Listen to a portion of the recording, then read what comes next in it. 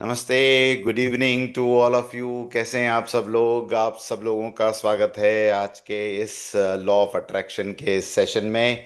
और मैं देख रहा हूँ काफ़ी सारे लोग जुड़ चुके हैं। अब तक हमारे साथ 22 मेंबर्स जुड़ चुके हैं। Thank you so much for joining on time.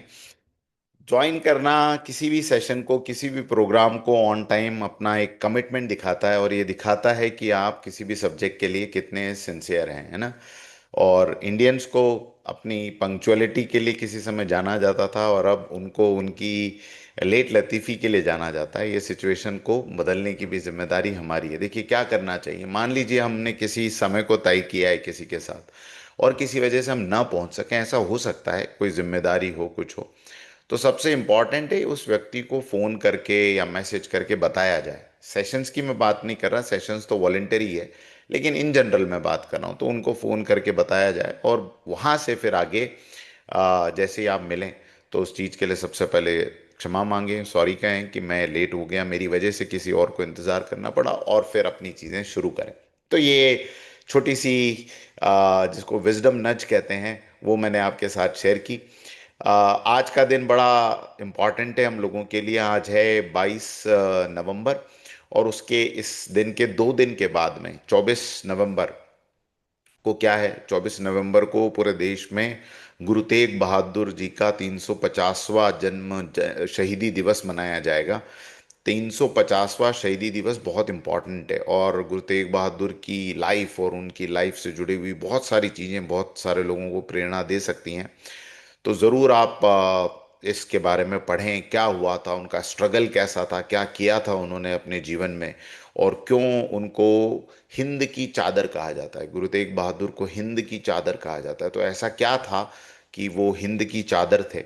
इसके बारे में आप लोग ज़रूर पढ़ें, और कभी इसके ऊपर भी हम आगे चर्चा करेंगे। तो आज का सेशन है लॉ ऑफ अट्रैक्शन के ऊपर, और आज के सेशन में हम कुछ और इस सीक्रेट की बेहतरीन रहस्यों को जानेंगे, सीखने की कोशिश करेंगे, और देखेंगे कि कैसे ये हमारी जिंदगी के अंदर बहुत सारे मिरेकल कर सकता है। तो स्टूडेंट सब लोग रेडी हैं? मैं देख रहा हूँ काफ़ी सारे लोग आ गए हैं। अगर आप लोग अपना कैमरा ऑन कर सकते हैं कंफर्टेबली तो ज़रूर ऑन करके रखें। मुझे अच्छा लगेगा आप लोगों को देखकर और आपसे बात करके। Thank you so much. पिछली बार दोस्तों हमने लॉ ऑफ अट्रैक्शन में काफ़ी सारी चीज़ें देखी और समझी, और हमने ये देखा था कि ज़िंदगी में बहुत सारी चीज़ों के बहुत सारे लॉज होते हैं। इनफैक्ट ये पूरी ज़िंदगी लॉज के साथ ही चलती है ना। जैसे फॉर एग्जांपल सबसे पहला लॉ जो है वो शुरू कैसे होता है? सबसे पहला लॉ शुरू होता है जब हम जन्म लेते हैं। जन्म के पहले ही शुरू हो जाता है लॉ। जन्म के पहले हमको अपनी मदर की कोख में, गर्भ में एक पर्टिकुलर टाइम तक रहना पड़ता है। कोई जल्दी करे कि नहीं नहीं मैं जल्दी पैदा हो जाता हूँ, तो वो प्रॉपर मैच्योर बेबी नहीं होगा। फिर वो मैच्योर बेबी जिसको हम कहते हैं वो होगा, और उसको बहुत सारी दिक्कतों का सामना करना पड़ेगा। तो पहला लॉ तो वहीं से शुरू हो गया। उसके बाद जिंदगी में हर चीज के लॉज बने हुए हैं। जिंदगी में जो कुछ फिजिकल हम कर रहे हैं इसके लॉज हैं। और हमने पिछली बार ये डिस्कस किया था कि जब हम जिंदगी में जो कुछ फिजिकल अचीवमेंट्स पाते हैं, और जो कुछ फिजिकल चीजें यूज करते हैं, उनके लॉज अगर बने हुए हैं, चाहे वो फिजिक्स के लॉज मानो, केमिस्ट्री के लॉ मानो, अर्थ साइंसेस के लॉ मानो, उसी तरह हमारी जिंदगी में जो कुछ हमारे लिए अच्छा या बुरा होता है, हमें हमें मिलता है, उसके भी लॉज बने हुए हैं। उन लॉज को नाम कुछ भी दे सकते हैं। पहले की सोसाइटीज ने उसको ईश्वरीय नियम कहा, खुदाई कानून कहा, है ना, ऊपर वाले की मर्जी कहा, ऊपर वाले की रजा कहा, कुछ भी नाम उसको दिए। लेकिन आज की सोसाइटी उसको अगर यूनिवर्सल लॉ भी बोले तो भी कोई दिक्कत नहीं है, क्योंकि ईश्वर जो है ये नहीं चाहता कि सब मेरा नाम लेकर मेरी एक ही नाम से बड़ाई करें। वो ये कहते हैं कुल मिला के कि मेरा लॉ जो है, इस यूनिवर्स का जो लॉ है वो समझो, जिससे कि आपको अपने लाइफ में फायदा हो। कुल मिला के हमें अपनी लाइफ में अच्छी चीजें मिले, हमारी लाइफ पॉजिटिव रहे, यही ईश्वर हमसे चाहता है या इस दुनिया से चाहता है। तो ये कैसे होता है? ये तब होता है जब उन यूनिवर्स के उन लॉज को समझते हैं जो हमारी लाइफ में पॉजिटिविटी लाते हैं। तो मैंने पिछली बार डिस्कस किया था कि हमारी सोसाइटी जो है वो, आपको दिखेगा कि बहुत सारी इसके अंदर डिसिमिलैरिटीज हैं। कुछ लोग बहुत ज़्यादा अमीर हैं, कुछ लोग बहुत गरीब हैं, कुछ लोगों की हेल्थ बहुत अच्छी है, कुछ लोगों की हेल्थ बहुत ख़राब है, कुछ लोगों को बहुत सी चीज़ों में स्ट्रगल करना पड़ता है, कुछ लोगों को बहुत सी चीज़ें आसानी से मिल जाती है। इसके पीछे जो सिद्धांत काम करते हैं वो क्या है? जाने या अनजाने आपने उन सिद्धांतों को, जिन लोगों ने भी अपनी लाइफ में सक्सेस पाई है, उन लोगों ने उन रूल्स को फॉलो किया है, भले वो जानते ना हो कि उन्होंने वो रूल फॉलो किया है। जैसे किसी को ये नहीं पता होता है, जो आदमी सुबह रोज वॉक करने जाता है, कि वॉक करने से कौन कौन सी मसल्स किस तरीके से ऑपरेट होती हैं, और उस मसल को कैसे फायदा होता है, और उस मसल से उसकी हेल्थ कैसे कनेक्टेड है। ऐसा जो नॉर्मल जो डॉक्टर नहीं है या मेडिकल फील्ड से नहीं है, उसको अपनी बॉडी के बारे में इतनी जानकारी नहीं है कि मैं वॉक करूंगा तो मेरी काफ मसल कितना एक्टिवेट होंगी, और मेरी हार्ट मसल पे कितना प्रेशर पड़ेगा, और मेरे लंग्स का क्या होगा। बस वो तो वॉक करता है। वॉक करता है तो उसके पीछे की साइंस उसके पीछे अपने आप घटित होने लग जाती है, अपने आप चलने लग जाती है, और उससे अल्टीमेटली उसको बेनिफिट होता है। समझ में आया ना आप लोगों को? उसी तरह से, उसी तरह ये लॉ ऑफ अट्रैक्शन काम करता है। जो लोग इसके बारे में पढ़ के काम करते हैं, फायदा क्या होता है कि अगर आपने इसके बारे में पढ़ लिया, तो अब आप कॉन्शियसली इसको अपनी लाइफ का चुनाव बना लेंगे। कॉन्शियसली आप इसके ऊपर काम करने लगेंगे। और नहीं पढ़ा तो कभी आप करेंगे, कभी नहीं करेंगे। जिन जिन दिनों में आप लॉ ऑफ अट्रैक्शन से चलेंगे, उन उन दिनों में आपको बेनिफिट होगा।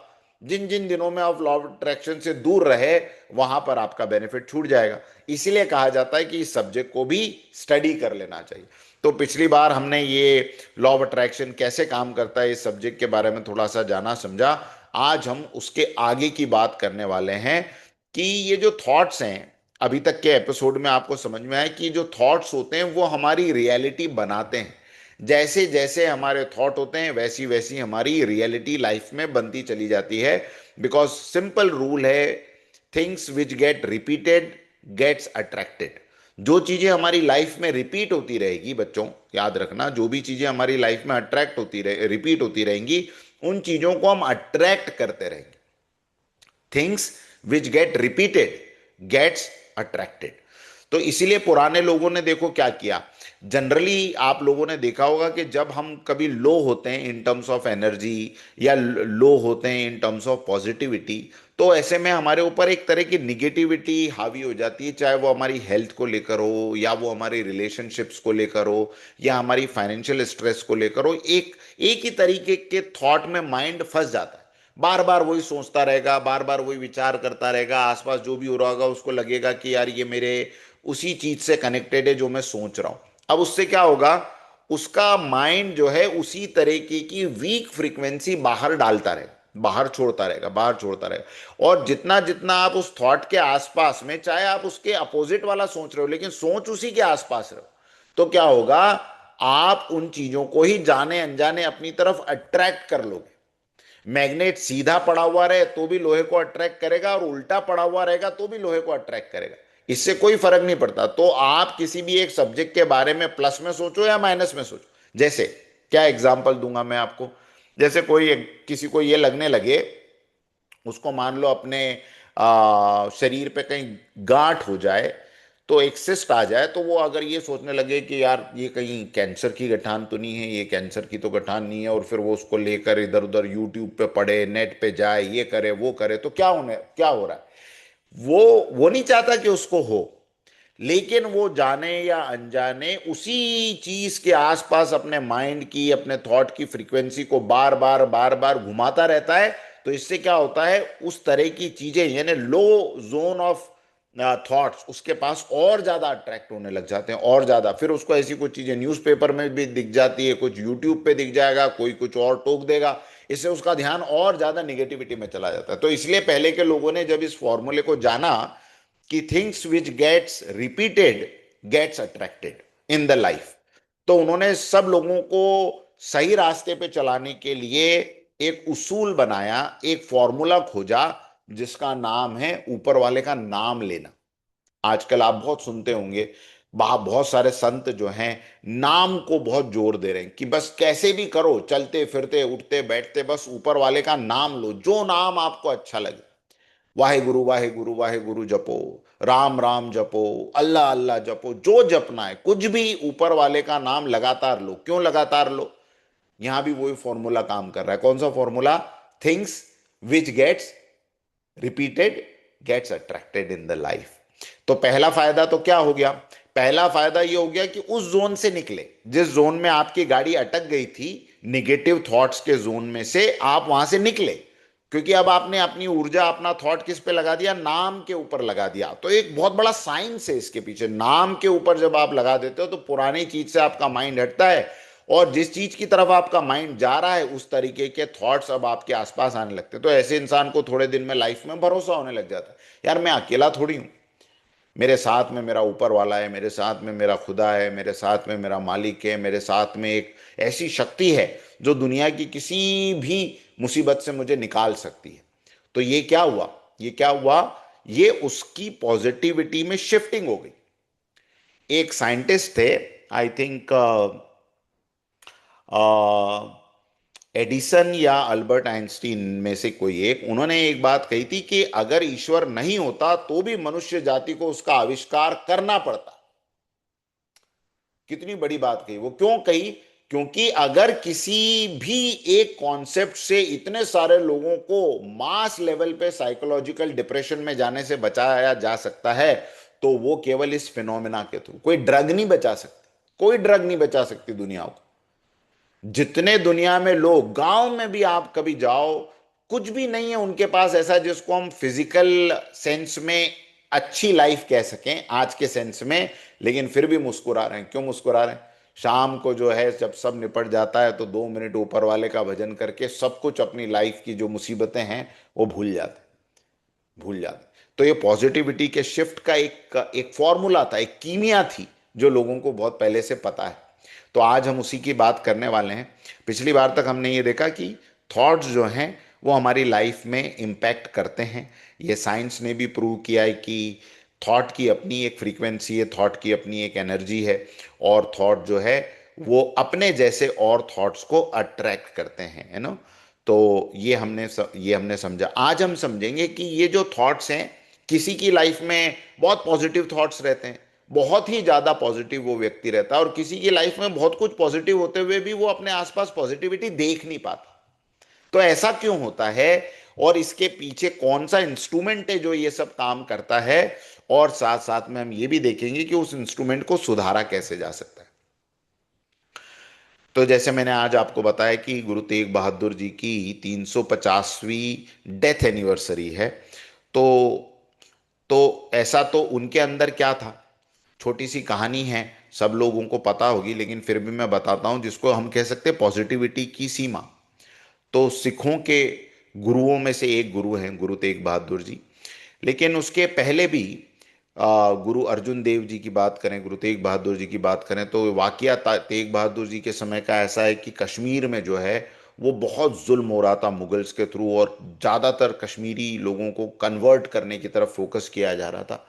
बाद में ये हुआ कि ये सारे पंडितों को किसी ने सुझाया कि पंजाब में जो है गुरु तेग बहादुर हैं, अगर उनके पास जाओ तो तुमको कुछ वो सहारा दे सकते हैं, अदरवाइज तो कोई उम्मीद की किरण बाकी नहीं है। तो ये पूरा के पूरा ग्रुप जो है कश्मीरी पंडितों का और उनका, ये लोग गए गुरु तेग बहादुर के पास, और गुरु तेग बहादुर ने कहा कि आपको चिंता करने की जरूरत नहीं है। उस समय का मुगल बादशाह था आई थिंक औरंगजेब। तो उन्होंने कहा कि उसको आप संदेशा भिजवा दो कि अगर गुरु तेग बहादुर को तुम कन्वर्ट कर पाए या उनका धर्म छुड़वा पाए तो फिर हम सब कन्वर्ट हो जाएंगे, हम सब अपना अपना धर्म छोड़ देंगे। तो उसको, मुगल बादशाह को, औरंगजेब को लगता है तो बड़ी आसान बात है, एक आदमी को का धर्म छुड़वा ले तो सबका हो जाएगा। तो वो उनको बुलवाता है, और वो कहता है कि यार देखो, आप पे हम जोर जबरदस्ती नहीं करना चाहते, आप बस बदल लो अपना, तो हमारा टारगेट तो ये पीछे वाले हैं। तो उन्होंने कहा नहीं, मेरे रहते तो ये नहीं होगा।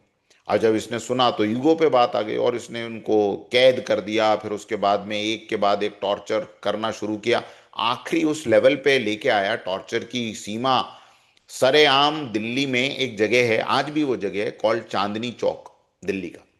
तो कहते कि दिल्ली के चांदनी चौक पे भरे बाजार में उनकी गर्दन जो है सिर से अलग करने का हुक्म हुआ, और आखिरी तक भी वो जो जल्लाद है वो भी कांपता रहा। वो कहता रहा, गुरुजी आपकी कोई लेना देना नहीं है, आपकी कोई दुश्मनी नहीं है, आप और आपका परिवार सेफ रह सकता है ना, आप क्यों इस चीज में जा रहे हो? पर उन्होंने कहा सवाल ये नहीं है, और सवाल ये भी नहीं है हिंदू और मुस्लिम का, सवाल है उसूल का, सवाल है सिद्धांत का, और सवाल है लोगों के सम्मान का, लोगों ने जो मुझ पे भरोसा जताया उसका। तो आज अब जो भी अंजाम हो, और फाइनली अंजाम यही होता है, वो उनका सिर काट दिया जाता है, उसको दिल्ली दरवाजे के ऊपर चांदनी चौक में लटका के रखा जाता है बहुत दिनों तक दिखाने के लिए। अब मुझे एक बात बताओ, इतनी इंसान को सबसे ज्यादा डर किस चीज से लगता है? मौत से। सब कुछ छोड़ने के लिए तैयार हो जाता है मौत से बचने के लिए। लेकिन ऐसे समय में जब आपके सामने आपको पता है कि क्या होने वाला है, आपका हश्र, उस समय भी अपने माइंड को, अपने थॉट्स को हाईएस्ट लेवल की पॉजिटिविटी पे रखना कितनी बड़ी बात। और कैसे हो सकता है? क्या वो पीछे साइंस काम कर रहा होगा, क्या पीछे वो सॉफ्टवेयर काम कर रहा होगा जिसकी वजह से ये पॉजिटिविटी उनके उनके साथ आखिरी दम तक बनी रही? यही समझने की बात है। और ऐसा नहीं कि गुरु तेग बहादुर कुछ ऐसा इंस्ट्रूमेंट लगा के आए थे जो शायद उन्हीं को मिला है या हमको नहीं मिला, और दुनिया के बहुत से महापुरुषों की मैं बात करूं, ये कोई ऐसा इंस्ट्रूमेंट लगा के बचपन से नहीं आते। हाँ, कुछ लोगों का, जिनको हम कह सकते हैं कि कार्मिक साइकिल, ऐसा होता है कि वो पॉजिटिविटी का खजाना बहुत पहले से उनको मिला हुआ रहता, वो पहले से वो खजाने से लबालब भरे होते हैं। तो इस जिंदगी में जो अपना जीवन शुरू करते हैं वो उस खजाने के साथ ही करते हैं। लेकिन कुछ लोग जो हैं इसको कमाते हैं। कमाते कैसे हैं, ये जो साइंस आज हम डिस्कस करने वाले हैं उसके थ्रू हम जानने की कोशिश करेंगे। तो चलिए अपन प्रेजेंटेशन की तरफ चलते हैं। आप लोग अपने नोट्स बनाइएगा और कोई क्वेश्चन रहेंगे तो आप मुझसे पूछना। तो हम बात कर रहे हैं लॉ ऑफ अट्रैक्शन की, और लॉ ऑफ अट्रैक्शन में ये पूरा प्रोग्राम जो लिया जा रहा है ये अजय भारत प्रकल्प की तरफ से लिया जा रहा है, जिसका उद्देश्य है कि हम लोगों का निर्माण करें, व्यक्तियों का निर्माण करें, ताकि एक अच्छे विश्व का निर्माण हो सके। और इस इनिशिएटिव को जो बच्चों के लिए हम चला रहे हैं, जो हर सैटरडे होता है यूथ एम्पावरमेंट के लिए, उस इनिशिएटिव का नाम है तेजस। तेजस स्टैंड करता है towards excellence, Joy, awareness and success. हम एक ऐसी सोसाइटी बनाना चाहते हैं, सब लोग चाहते हैं। हम क्या चाहते हैं, हम भी चाहते हैं, ऐसा मैं कहूँ, हम भी एक ऐसी सोसाइटी बनाना चाहते हैं जो जिसके अंदर अपने काम को लेकर, अपनी लाइफ को लेकर जॉय हो, एक लाइफ को जीने का एक सही तरीके की अवेयरनेस हो, एक सक्सेस हो, और वो मिलके एक एक्सीलेंस को अचीव करें। ऐसी सोसाइटी है ना। और इस सोसाइटी को बनाने के लिए हमने तीन अपने सूत्र बनाए हैं, हमारी तीन वैल्यूज हैं। क्या? पहली वैल्यू है इंस्पिरेशन। जहां से दुनिया में मिले अच्छी बातों के लिए इंस्पायर हो, इंस्पिरेशन लेना सीखो।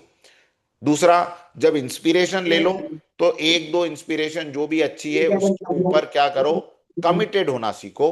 कमिटेड होने से क्या होता है, जो भी इंस्पिरेशन आप लेते हो उसको संकल्प में बदलो कि अब मैं इस पे काम करूंगा।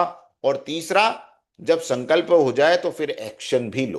तो तीन चीजें लाइफ में चाहिए, और इसके बीच में जब आप रहते हो हर दिन, अपनी लाइफ को इन तीन चीजों के बीच में रखोगे तो नए नए रिजल्ट्स आपकी लाइफ में आते चले जाएंगे। तो ये था हमारा वैल्यूज।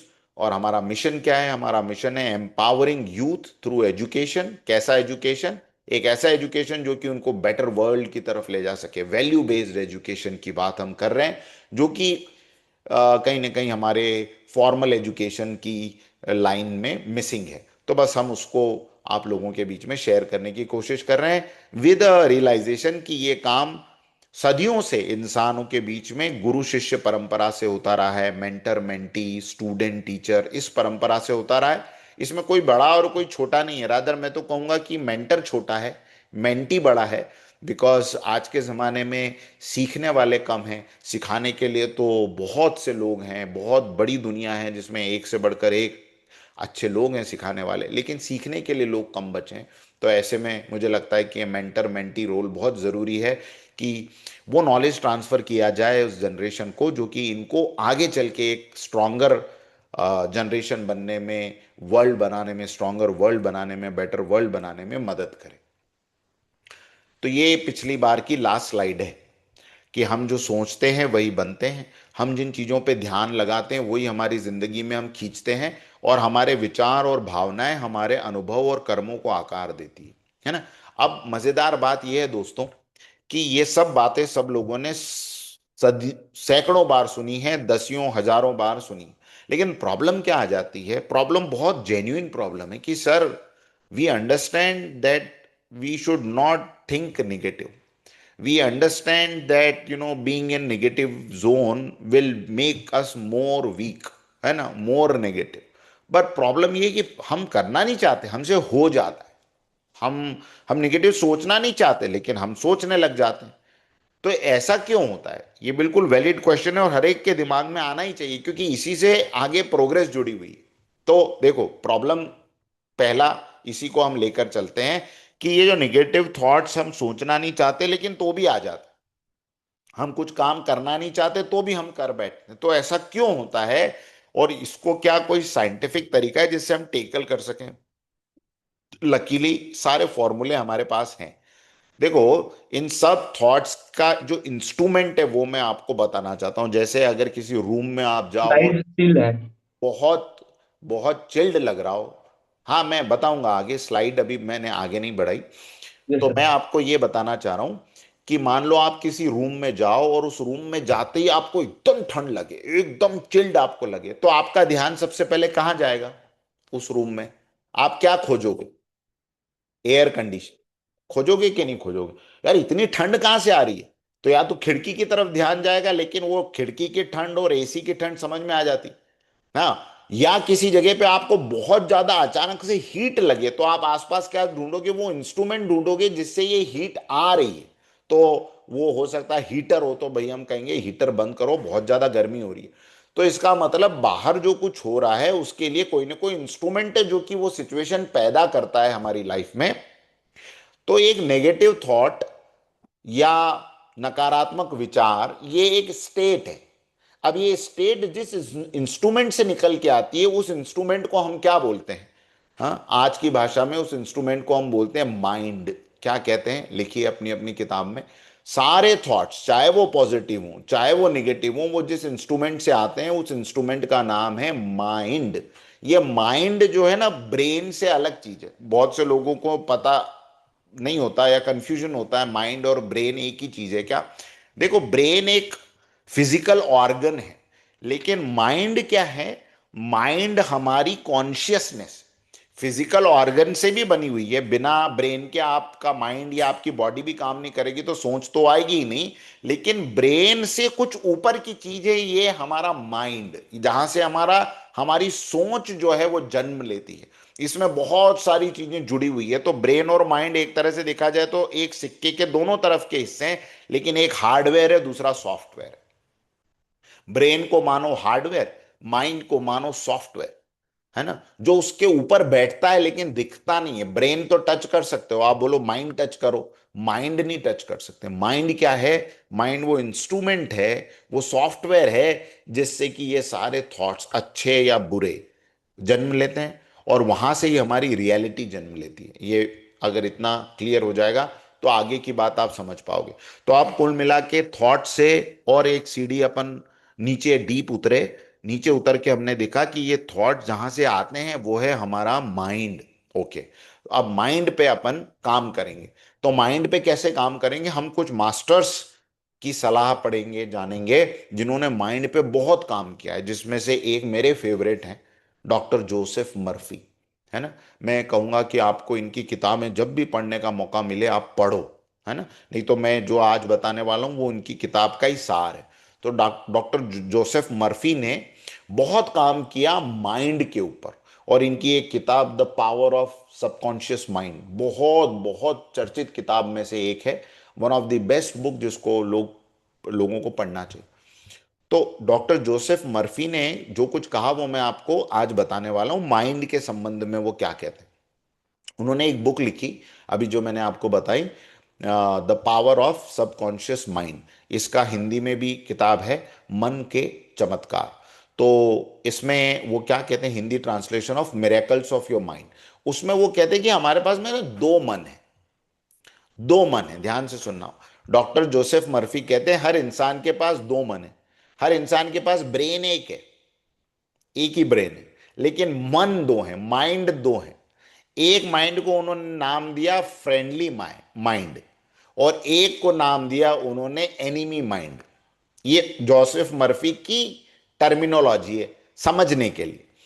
अच्छा, ये मित्र मन या शत्रु मन, ये जोसेफ मर्फी का इन्वेंशन नहीं है, नाम उनके हैं। लेकिन आगे मैं जब आपको इनकी कहानी बताऊंगा ना, मित्र मन और शत्रु मन के कैरेक्टरिस्टिक, तो आपको समझ में आ जाएगा कि यार ये तो सदियों से हमको बताया जा रहा था, और फिर एकदम से आपके दो डॉट्स कनेक्ट हो जाएंगे आज, है ना। ध्यान से देखना, है ना, ध्यान से देखना। तो वो कहते हैं कि भाई हर एक इंसान के पास दो मन होते हैं, एक मित्र मन और एक उसका शत्रु मन, है ना, एनिमी माइंड। तो मित्र मन के बारे में वो कहते हैं कि मित्र मन के चमत्कार, ये मन के चमत्कार में वो कहते हैं। और मिरेकल का मतलब कैसे मिरेकल, वो आज आज जो मिरेकल दिखाए जा रहे टीवी पे, वैसे मिरेकल नहीं है ना, जो बाबा लोग दिखा रहे वो नहीं। मित्र तो मन के लड़के, मिरेकल्स कोई नहीं के कोई बारे नहीं, में वो हम तो बताते लड़के हैं। हैं जनाब, ध्यान से हमें समझना। तो करना ही पड़ेगा। एक कोई सेकेंड, नहीं कोई नहीं। चालू है, ओके। हाँ, मैं एक दो लोगों को होस्ट बना देता हूँ, को होस्ट ताहिर, मैं आपको एक तो को होस्ट बना देता हूँ। मेक को होस्ट। और डॉक्टर शिल्पा आप है ना, किस आईडी से ज्वाइन है आज आप? आईफोन। आईफोन लिखा है सर। ओके, ठीक है। तो देखिए, तो वो कहते हैं दो दो माइंड, स्वस्थ शरीर और प्रचुर विद्या या ज्ञान, मतलब प्रचुर विद्या ने अबंडेंस की बात कर रहे हैं कि अगर किसी को अपनी हेल्दी बॉडी चाहिए तो वो उसको मिल सकती है, किससे? उसके मित्र मन के साथ चलने से। और अगर किसी को अबेंडेंट नॉलेज चाहिए, जिसको कहते हैं इनफाइनाइट नॉलेज, या ऐसा नॉलेज जिसको देख के लोग कहें कि यार वाह, आपके पास इतना ज्ञान कहां से आता है, तो ये उसके मित्र मन से आता है। उसका मित्र मन उसने साधा है, क्या किया ये वो आगे जोसेफ मर्फी बताएंगे। तीसरा, अगर किसी को अमीर होना है, और ऐसा अमीर जिसको हम समृद्धि कहें, अमीर होना और समृद्ध होने में बहुत बहुत अंतर है। एक अमीर आदमी जरूरी नहीं कि अंदर से समृद्ध भी हो, है ना। समृद्ध होने का मतलब है अंदर से उसके अंदर उस अमीरी को यूज करने की कला आती है। वो बेपरवाह, लापरवाह, फिजूल खर्च वैसा आदमी नहीं होता। तो ये जिसको कहते हैं कि हम समृद्ध होने की कला, ये मित्र मन के चमत्कारों से मिल सकती है। आपके अंदर मनोबल, मन के अंदर आपके इतनी पावर आ जाए कि जिस चीज को आप डिसाइड कर लें वो आप करके ही रहें, तो ये पावर आपको ये मित्र मन जो है वो दे सकता है।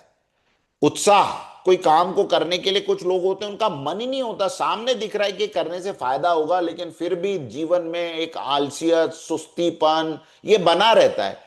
तो बेचारे समझ नहीं पाते कि क्यों बना हुआ है और कहां से इसको इसको बदला जा सकता है। अगर उनको समझ में आ जाए तो डॉक्टर मर्फी कहते हैं कि ये उनको मित्र मन से मिल सकता है।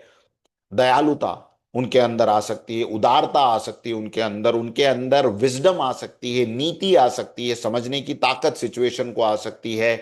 उनके अंदर एक फोरसाइटेडनेस जिसको हम कहते हैं, विवेक जिसको हम कहते हैं, जो जो हम कहते हैं उसकी थर्ड आई खुली, यार कितना जल्दी किसी सब्जेक्ट को समझ लेता है।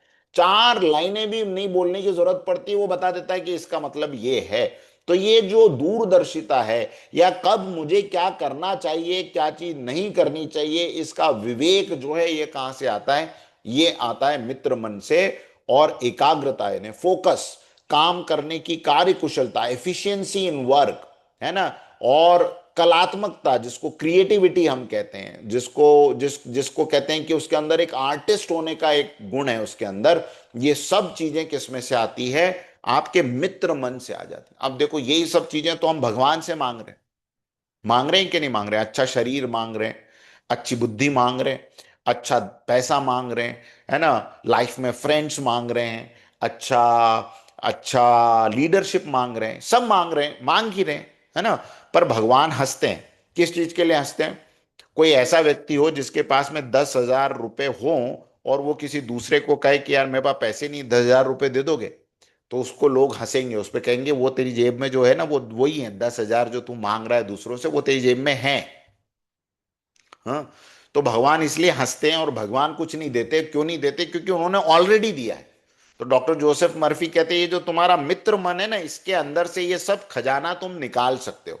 अब दूसरी बात वो कहते हैं, शत्रु मन, जो तुम्हारे अंदर एविल माइंड है तुम्हारा, जिसको हम कहते हैं, तो ये इविल माइंड क्या करता है, इसके रिजल्ट्स क्या आते हैं? इसके रिजल्ट्स आते हैं, आपका जो जीवन है एक बेतरतीब जीवन जिसको कहते हैं, आए दिन ऐसा व्यक्ति जो है बीमार होगा, कंट्रोल उसकी लाइफ में नहीं रहेगा खुद के ऊपर, खान पान को लेकर उसकी कोई रूटीन नहीं, जब जो मिले जहां जैसा मिले हर चीज तुरंत उसके मुंह में जानी चाहिए, ये उसके उसके दिमाग में आता है, उसके कामों की कोई कंसिस्टेंसी लाइफ में नहीं होगी।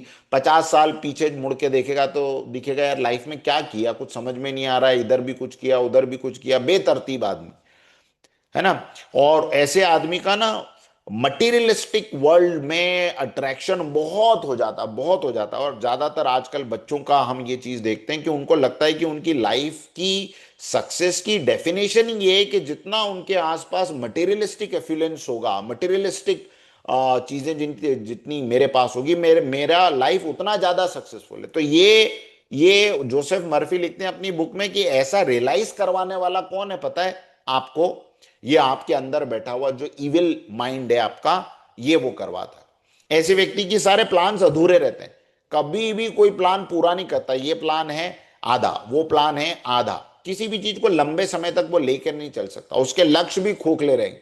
वो डिसाइड करेगा कि अगर वो कंपनी में काम कर रहा है कि मुझे फला इतना रेवेन्यू तो मुझे करना ही है, अगले दिन देखो उसका उल्टा ही करेगा, कोई रेवेन्यू की बात गई कहीं और, कुछ और गया। पढ़ाई में उसने रोज टाइम टेबल डिसाइड करेगा, मार्क्स इतने लाऊंगा, ये डिसाइड करेगा, वो करेगा, सारे उसके एम्स जो हैं वो सब खोखले रहेंगे, उसको नहीं पता चलता। वो और ज्यादा परेशान होता है कि यार ये मैं ऐसा क्यों हूं, पर उसको नहीं समझ में आता। अच्छा, ऐसे व्यक्ति के अंदर हमेशा एक जिसको इंफीरियोरिटी कॉम्प्लेक्स बोलते हैं, हीन भावना है, अलोननेस की फीलिंग, उसको लाइफ में कुछ मजा नहीं आता, लाइफ को लेकर हर दिन सुबह उठ के उसको अपने लाइफ को लेकर कोई एनर्जी फील नहीं होती, ऐसा नीरस जीवन उसको वो जीता है। ऐसा व्यक्ति जो है खुद का अपमान भी करता है, सेल्फ बुलिंग। बहुत से लोगों को नहीं पता, लेकिन इंसान सबसे ज्यादा जो चीज करता है वो है सेल्फ बुलिंग, अपनी खुद की को कमजोर साबित करना मन ही मन, चाहे वो अपने शरीर को लेकर हो। दूसरे लोग, आज बॉडी शेमिंग टर्म इतना पॉपुलर हुआ है, लोगों को मना किया जाता है उसकी बॉडी शेमिंग मत करो। 99% टाइम तो हम ही अपनी बॉडी शेमिंग करते हैं, बचपन से कर रहे हैं।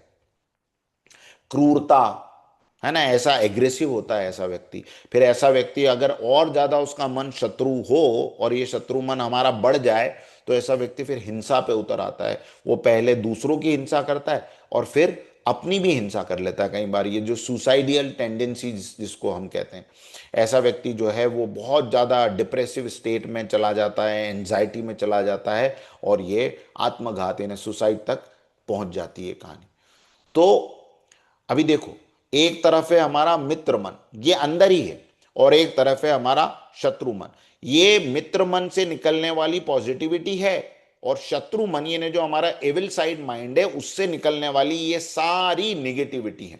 तो जोसेफ मर्फी कहते हैं कि मैंने हजारों लोगों की स्टडी की, और उस स्टडी के बाद में मुझे ये समझ में आया कि लोगों के अंदर ही उनके थॉट को प्रोजेक्ट करने का वो कंडक्टर, सेमी कंडक्टर, कोई मशीन उनके अंदर लगी हुई है, और उस मशीन का नाम है माइंड। वो मशीन दो तरीके से काम करती है, एक तरफ पॉजिटिव और दूसरी तरफ निगेटिव। अब गेम क्या है? गेम समझो। गेम क्या है कि अगर हमारा ये जो माइंड है, अगर हमें ये समझ में आ जाए कि इसके अंदर एक एविल माइंड है और इसके अंदर एक पॉजिटिव माइंड है, तो हमको फिर एक बात का और क्लू मिल जाता है इसी रास्ते पे आगे बढ़ते हुए कि क्या हो ऐसा जिससे मैं अपने एविल माइंड को, शैतान मन को कम कर दूं, शैतान मन को कमजोर कर दूं, और मेरे पॉजिटिव माइंड को, गॉडली माइंड को मैं पावरफुल कर दूं। तो मेरा ये जो लाइफ का फॉर्मूला है वो अपने आप सेट हो जाए, है ना। अब आप देखो, ध्यान से समझना, इसी चीज को इसी चीज को हमारे धर्म ग्रंथों में शैतान की संज्ञा दी, माया की संज्ञा दी, दानव की संज्ञा दी। किसको दी? ये शत्रु का जो मन है ना, इसको। शैतान बाहर मजाक उड़ेगा, शैतान भीतर पक्का है। पुरानी सिविलाइजेशन जहां पर ये शैतान और भगवान का कंसेप्ट नहीं था, वहां पर फॉक्स का कंसेप्ट है, good fox, bad fox. Good fox का मतलब आपको पॉजिटिविटी की तरफ लेकर जाएगा, और जो बुरी लोमड़ी है वो आपको निगेटिविटी की तरफ लेकर जाएगी। इसको हमारे यहाँ कहा गया माया। इसलिए कबीर ने कहा, माया महा ठगिनी हम जानी। क्या कहा कबीर ने? माया हमने देख ली, समझ ली, महा ठगिनी है।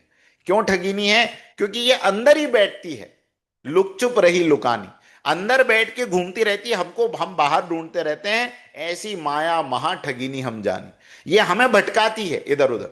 तो मित्र मन और शत्रु मन, दोनों मन अंदर, और इसका साइंस जिसको समझ में आ जाए कि अगर ये दोनों अंदर हैं, तो कुल मिला के एक तरह के मन को और ज्यादा मुझे कमजोर बनाना है, और दूसरे तरीके के मन की पावर को और बढ़ाना है। बचपन में हमारा मित्र मन ज्यादा बड़ा होता है, ज्यादा पावरफुल होता है। इसलिए आप देखो छोटे बच्चे को, वो पॉजिटिव होगा, उसके आसपास उसको केवल दुनिया का जॉय दिखेगा। लेकिन as we grow in the life, as we age in the life, धीरे धीरे सोसाइटी के इन्फ्लुएंस में, पेरेंटल इन्फ्लुएंस में, बहुत सी चीजों के इन्फ्लुएंस में हमारा ये मित्र मन हमसे दूर होता चला जाता है, छोटा होता चला जाता है, कमजोर होता चला जाता है, और शत्रु मन जो है वो पावरफुल होता चला जाता है। तो शत्रु मन जिसका पावरफुल ज्यादा है, उसके साथ ऐसा होगा। डॉक्टर्स इस चार चीज को आपको बता सकते हैं कि अगर आपकी किडनी वीक है, तो वीक किडनी के क्या क्या परिणाम होंगे वो बताएंगे आपको। स्वेलिंग, अब वो आदमी बाहर स्वेलिंग को बाम लगाता रहे डॉक्टर दिनेश, अगर उसको स्वेलिंग है और बाहर आयोडेक्स लगाता रहे और किडनी पे काम नहीं करे, तो परमानेंट सॉल्यूशन है क्या? नहीं है ना। वो तो बाहर ही ट्रीट करता रहेगा। ऐसा ही हमारे साथ हो रहा है सब लोगों के साथ, आप समझ रहे हो? अंदर से उस इंस्ट्रूमेंट को ठीक नहीं करके हम रोज रोज बाहर थोड़ा थोड़ा कॉस्मेटिक चेंज करने की कोशिश करते हैं, तो फिर बात पूरी बनती नहीं है। इसीलिए पहले के जमाने में क्या कहा जाता था पता है? हर माँ बाप को कहा जाता, 5 साल का बच्चा हो गया ना, छोड़ दो अब इसको, हमको दे दो। कौन मांग लिया करते थे उसको? 5 साल के बच्चे को कौन मांग लिया करते थे? ऋषि। मैं नहीं, पुराने ऋषि मांग लिया करते थे 5 5 साल के बच्चे को। वो ले जाते थे हाथ पकड़ के, कहाँ ले जाते थे? गुरुकुल। वहां ले जाके 20, उसको माँ बाप को कहते थे अब आपको ये मिलेगा 20 साल में, मतलब जब ये 25 का होगा तब ये हम आपको वापस देंगे आपका बच्चा। इस 20 साल में क्या होता था? ये साइंस था इंडिया की सक्सेस का। इस 20 साल में वो ऋषि उसके मित्र मन को इतना पावरफुल बना देते थे, इतना स्ट्रांग बना देते थे, कि वो खालिस सोना होके बाहर निकलता था। और जिसके माइंड को 20 साल ट्रेंड किया हो, 20 साल जिसके माइंड को ट्रेंड किया हो, उस व्यक्ति को जब वो 25वें साल में भरी जवानी में समाज के अंदर वापस जाता था, तो वो क्या करता था? वो उस मित्र मन के कारण पूरे समाज को बदलता हुआ चला जाता था, पूरे समाज में नई चीजों को लेता चला जाता था, समाज के अंदर की निगेटिविटी को वो हटाते चला जाता था। ये तरीका था। ये 20 साल उसको पकाने के साल थे।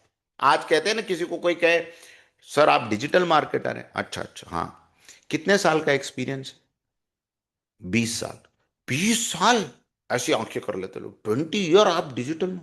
बहुत होगा सर, क्या तो क्या नॉलेज होगा। अब आप सोचो, आज हम कहें 20 साल से लॉयर है, 20 साल से प्रोफेसर है, 20 साल से डॉक्टर हैं, अरे सर आप ही करो मेरा इलाज। आप समझ रहे हो एक्सपीरियंस की ताकत? तो ये 5 से लेकर 20, ये हमारी फैक्ट्री थी जो इंडिया ने इजाद की थी। अब क्या हो रहा है? सुबह सुबह बच्चे को 4 5 6 घंटे के लिए स्कूल भेज रहे हैं। वहां पर भी जो आए हैं उनका भी माइंड का, ब्रेन का सब वायर उनका भी ढीला, वो अपने तरीके से, वो अभी 2 दिन पहले की न्यूज़ है ना, मुंबई के एक बच्चे ने सुसाइड कर लिया। क्यों? टीचर्स ने इतना बुली कर दिया कि वो घर पे आके उसने वो मर गया। तो जिनके हाथ में भेज रहे हैं, कभी उनसे पूछा कि आपका माइंड, आपका अंदर का ये इंस्ट्रूमेंट कितना ठीक है कि आप हमारे बच्चे को उतना ठीक कर पाओगे?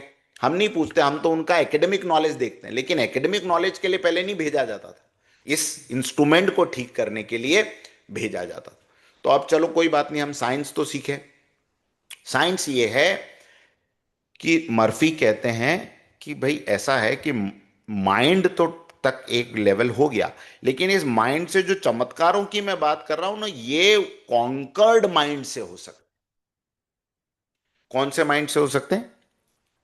कॉन्कर्ड, यानी आपने उस माइंड को जीत लिया है, तो ये काम आपसे हो सकेगा।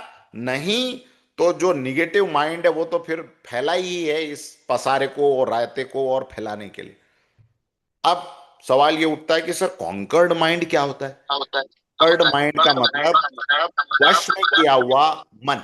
अब ये जो वश में किया हुआ मन है कैसे काम करता है देखो। वश में अगर मन को करना है तो फिर से कुछ सवाल उठाने पड़ेंगे, एकदम साइंस के हिसाब से चलते जा रहे हैं। उसी किताब का सार मैं आपको बता रहा हूं, हिंदी में भी और इंग्लिश में भी।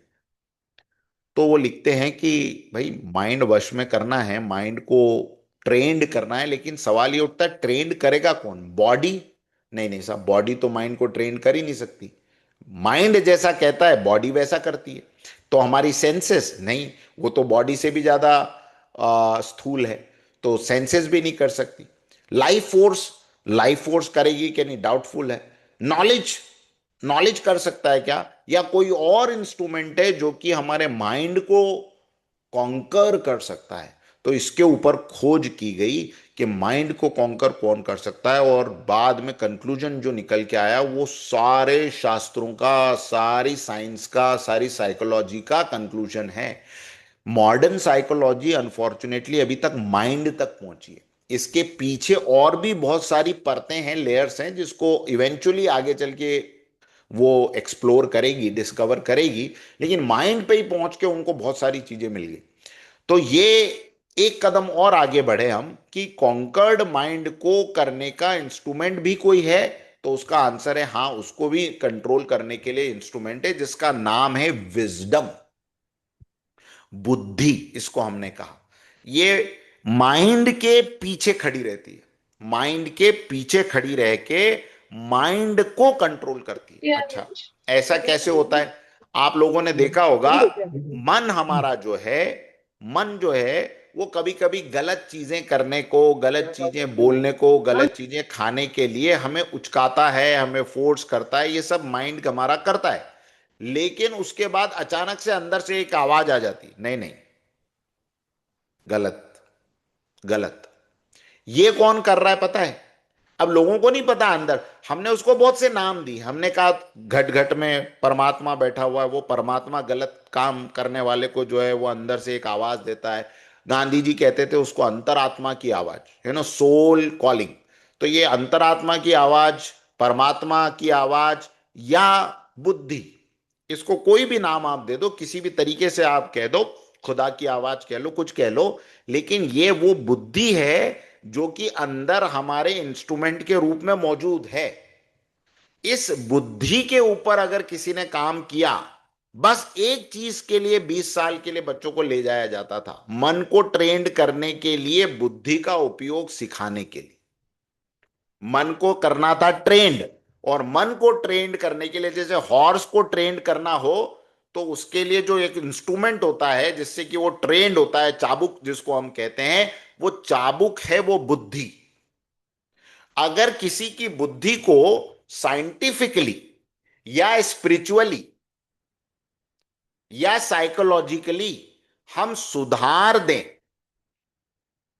तो उसका माइंड कंट्रोल करने का काम बार बार बुद्धि करेगी। सिचुएशंस बीच बीच में बहुत सारी आएगी। एक आदमी के पास में जब 10,000 की गड्डी सामने आ जाती तो एक का मन करता है फट पकड़ ले, और दूसरे का मन करता है कि इसके गाल पे एक तमाचा जड़ दे कि मेरे जैसे ईमानदार आदमी को तुमने रिश्वत देने की कोशिश कैसे करी। तो एक का मन फट पकड़ने का करा और दूसरे के अंदर आग लग गई कि यार मेरे को क्या बिकाऊ समझ रहा है, दी उसको रख के। तो ये कैसे हुआ? ये किसने करवा दिया? उसका मन क्यों नहीं कर गया पैसा पकड़ने का? या जिसका पकड़ने का मन किया था उसका मन क्यों नहीं कर गया ये बोलने को कि क्या मैं बिकाऊ हूं, क्या मैं रिश्वतखोर हूं? इसके पीछे खड़ी हुई जो शक्ति है उसको पहचान लिया कुछ लोगों ने, और उसको पहचान के उसको ताकतवर बनाने की कोशिश करना उन्होंने शुरू किया। तो ये सब चीजें एक दूसरे के साथ लिंक्ड है, ध्यान से समझना। अब हम धीरे धीरे साइंस के अंदर जा रहे हैं, अगले 15 मिनट में मैं पूरी साइंस एक्सप्लोर कर दूंगा।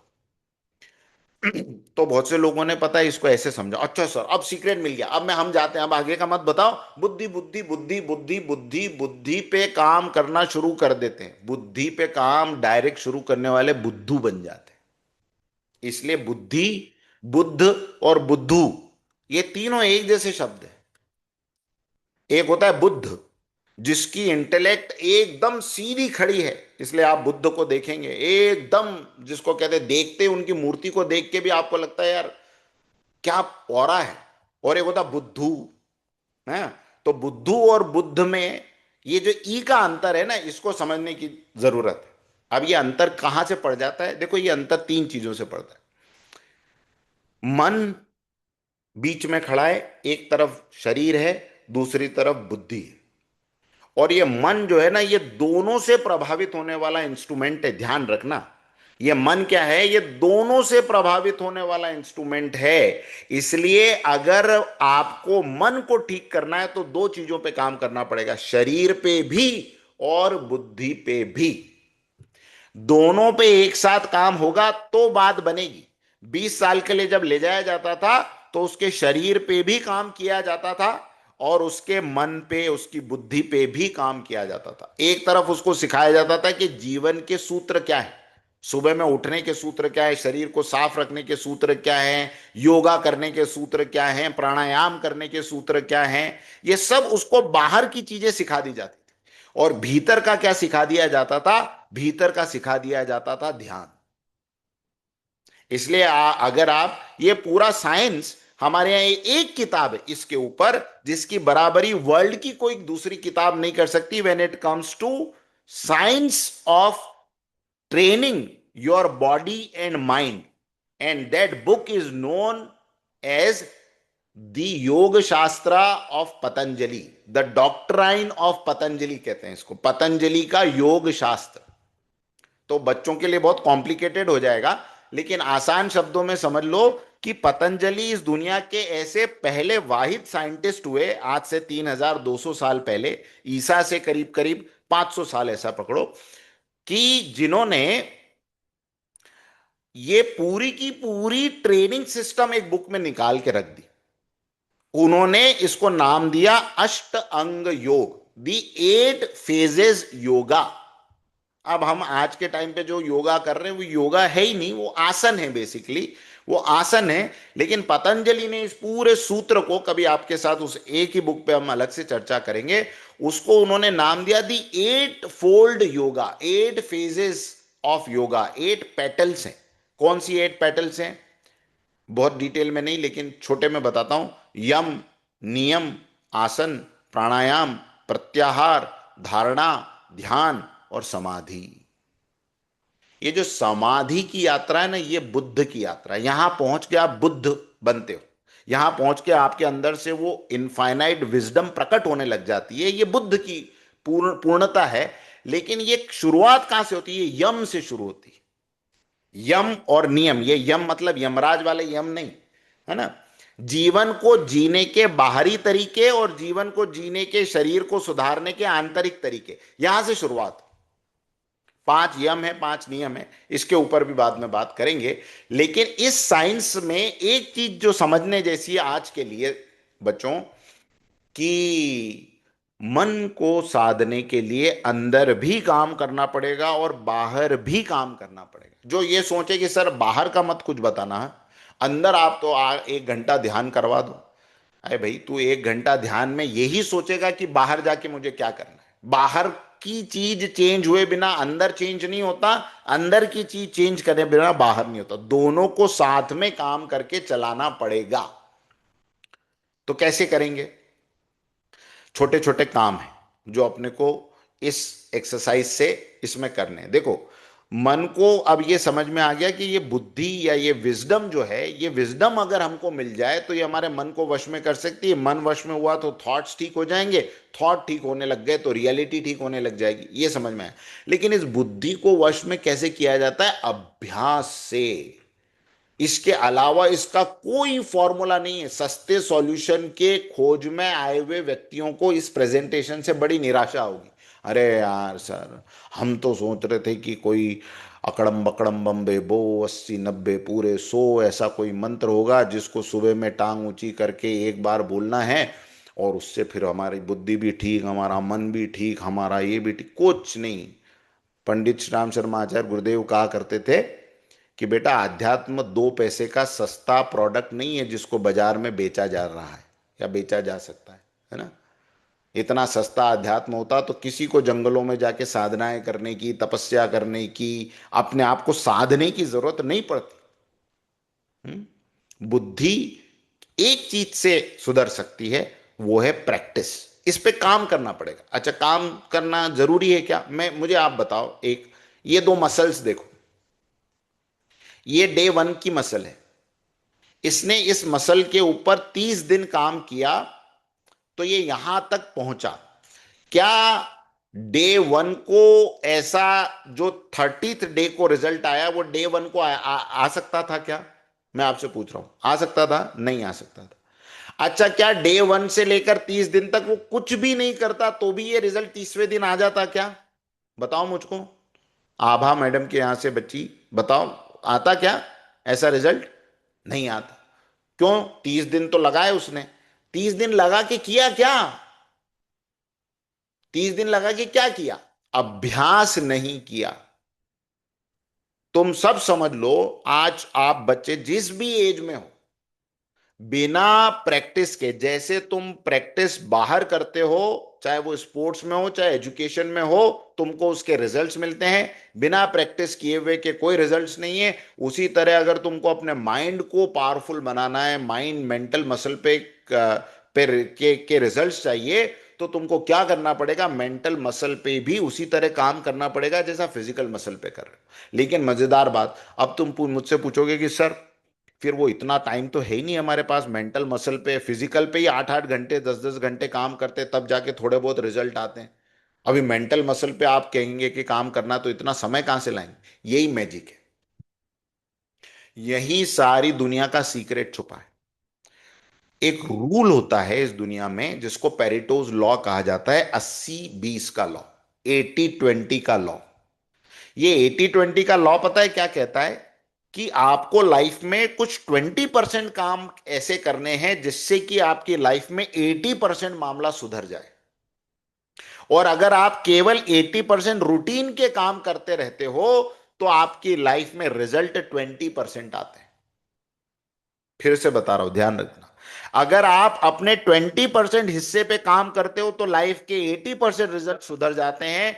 इसको छोड़ के अगर आप उन 80% बाहर के कामों पे ध्यान देते हो तो आपका 20% रिजल्ट आता है। ये है पेरेटो लॉ। तो तुमको पता है, मन के ऊपर काम उतनी देर नहीं करना है जितनी देर तुमको फिजिकल काम करने होते हैं। अगर तुम फिजिकली 8 घंटे काम कर रहे हो तो तुमको उसका 20% अपने मन के लिए देना। और मैं तो आज की तारीख में कहूंगा, मैं उसका भी 20% मांग रहा हूं तुमसे। 30 minutes in a day, and I challenge, I take the guarantee to change your conditioning, to change your thought process. How much I need? 30 minutes a day. इस 30 मिनट में तुम जो करोगे, तुमको दिन भर उसकी पॉजिटिविटी देखने को मिलेगी। इस 30 मिनट के अंदर जो कुछ तुमने स्टोर किया अपने माइंड में, वो तुम्हारे दिन भर की एनर्जी में रेडिएट होता रहेगा, दिखता रहेगा किसी को चेहरे पे, बातों में, उत्साह में, कामों में। वो एनर्जी देखो, मोबाइल कितनी देर चार्ज किया जाता है? वाल जी, मोबाइल कितनी देर चार्ज करते हैं? 1 घंटा, आधा घंटा। आधा घंटा। और यूज कितनी देर करते हैं? पूरा दिन। यह है पेरेटो का लॉ। समझे? बच्चों को समझ में आया? एकदम लॉ, लेमेन एग्जाम्पल, है ना। आधा घंटा या 1 घंटा मोबाइल चार्ज करो, 11 घंटे इंजॉय करो। आप कोई कहने नहीं, सब मैं तो आधा घंटा 1 घंटा नहीं दे सकता, तो फिर घूमता रहे एक डंडी मोबाइल पे। है भाई साहब, थोड़ी बंद हो गया, किसी का दे दो, किसी का दे दो, यही करेंगे ना। तो बस इतना अगर हमारे माइंड पे हम समझ जाएं यही फॉर्मूला, कि मेरे माइंड की बैटरी अगर मैं रोज आधा घंटा चार्ज कर लूं तो ये मेरे को 24 घंटे की एनर्जी दे देगी, 24 घंटे का रिजल्ट दे देगी, तो बड़े काम हो सकते हैं। तो उसने क्या बताया, मर्फी ने, डॉक्टर मर्फी ने बताया कि बुद्धि को उन्नत बनाने के लिए पहले क्या करना पड़ेगा? उसका उसको ये जो प्योरीफाई करना है, बुद्धि को रिफाइन करना है, बुद्धि को शार्प करना है, उसका हमें साइंस से समझना पड़ेगा। ये साइंस अगर समझ में आ जाए तो हम बुद्धि पे भी काम करेंगे। मतलब जैसे मोबाइल के लिए आपको चार्जर की जरूरत पड़ेगी, तो ऐसा चार्जर क्या है बुद्धि का, ये अपने को समझना है। इसका साइंस उन्होंने बताया। पर वो साथ साथ में ये भी कहते हैं, उस बुक में नहीं, द सीक्रेट की बुक में रोएंडा ब्रायन कहती है कि ये तो दुनिया के सब लोग चाहते नहीं हैं, ध्यान रखना ये बात। दुनिया में हर कोई ये नहीं चाहता है कि दुनिया का हर आदमी सक्सेसफुल हो जाए। बिकॉज दुनिया में लीडर को फॉलोअर चाहिए,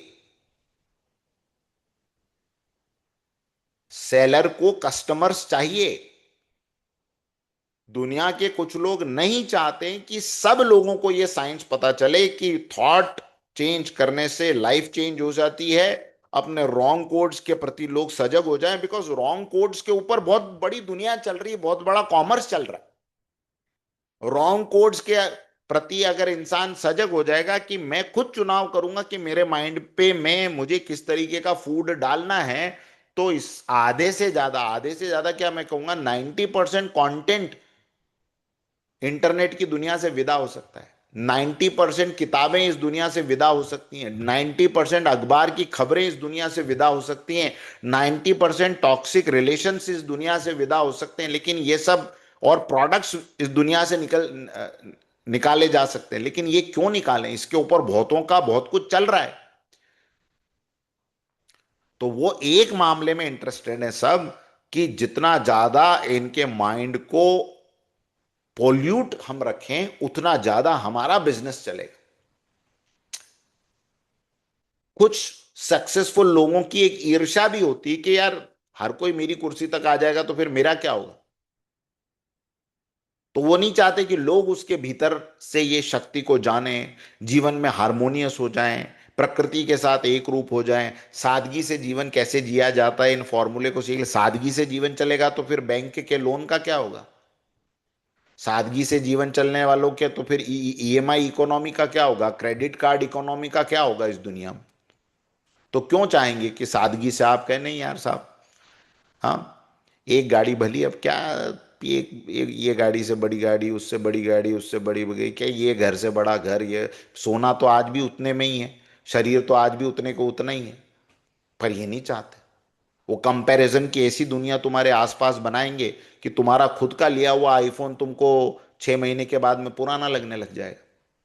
तुम्हारी खुद की ली हुई गाड़ी जिसको देख के कभी इतराया करते थे, फोटो खिंचाया करते थे, अब लगेगा यार ये क्या है, इसको बदल के जाओ, नहीं तो सामने से एक लैम्बोर्गिनी निकाल दी, फरारी निकल गई, हो गया मूड खराब। तो ये जो नियम है, ये जो सीक्रेट है, इसका अगर हम अभ्यास शुरू करें तो हम इस ट्रैप से बचेंगे। अदरवाइज बैठे बिठाए इस ट्रैप से हम नहीं बच सकते। And that is why in this book called the secret, the writers write, कि हम सब के साथ एक अनंत शक्ति काम कर रही है और हम सब के ऊपर एक जैसे सिद्धांत लागू होते हैं। एक जैसे, ये किसी के साथ कोई डिस्क्रिमिनेशन नहीं करती, न रेस के आधार पे, न कास्ट के आधार पर, न जेंडर के आधार पर, न उसने इस सन में पैदा हुआ कि इस उस सन में पैदा हुआ, इससे कोई फर्क नहीं पड़ता। सबके ऊपर एक जैसे प्रिंसिपल्स लागू होते हैं। और वही सारे प्रिंसिपल्स जो हैं वो लॉ ऑफ अट्रैक्शन कहलाते हैं आज की तारीख। और वो पूरा लॉ ऑफ अट्रैक्शन, बाहर से आप कुछ भी सोचो उस लॉ ऑफ अट्रैक्शन के बारे में, पूरा लॉ ऑफ अट्रैक्शन इस एक चीज पे टिका हुआ है, आपके थॉट्स पे। और आपके थॉट टिके हुए हैं आपके मन पे, आपका मन टिका हुआ है आपकी बुद्धि पे, और आपकी बुद्धि का प्यूरिफिकेशन टिका हुआ है, आपकी विजडम का प्यूरिफिकेशन टिका हुआ है आपके अभ्यास पे। तो अगर किसी को यह समझ में आ जाए कि मुझे लाइफ में प्रैक्टिसेस कौन सी बढ़ानी है जिससे कि आगे का सर्कल सब ठीक होने लग जाए, तो वो अपनी लाइफ में वो प्रैक्टिस करना शुरू करे, उसको रिजल्ट्स मिलना तय तय। कोई इसमें ये बात याद रखना, सबके साथ एक जैसे प्रिंसिपल फॉलो होते हैं। जो इस रास्ते पर चलने लगेगा उसको रिजल्ट्स मिलने लगेंगे, जो इस रास्ते से दूर रहेगा उसको रिजल्ट्स नहीं मिलेंगे। ये फॉर्मूला है।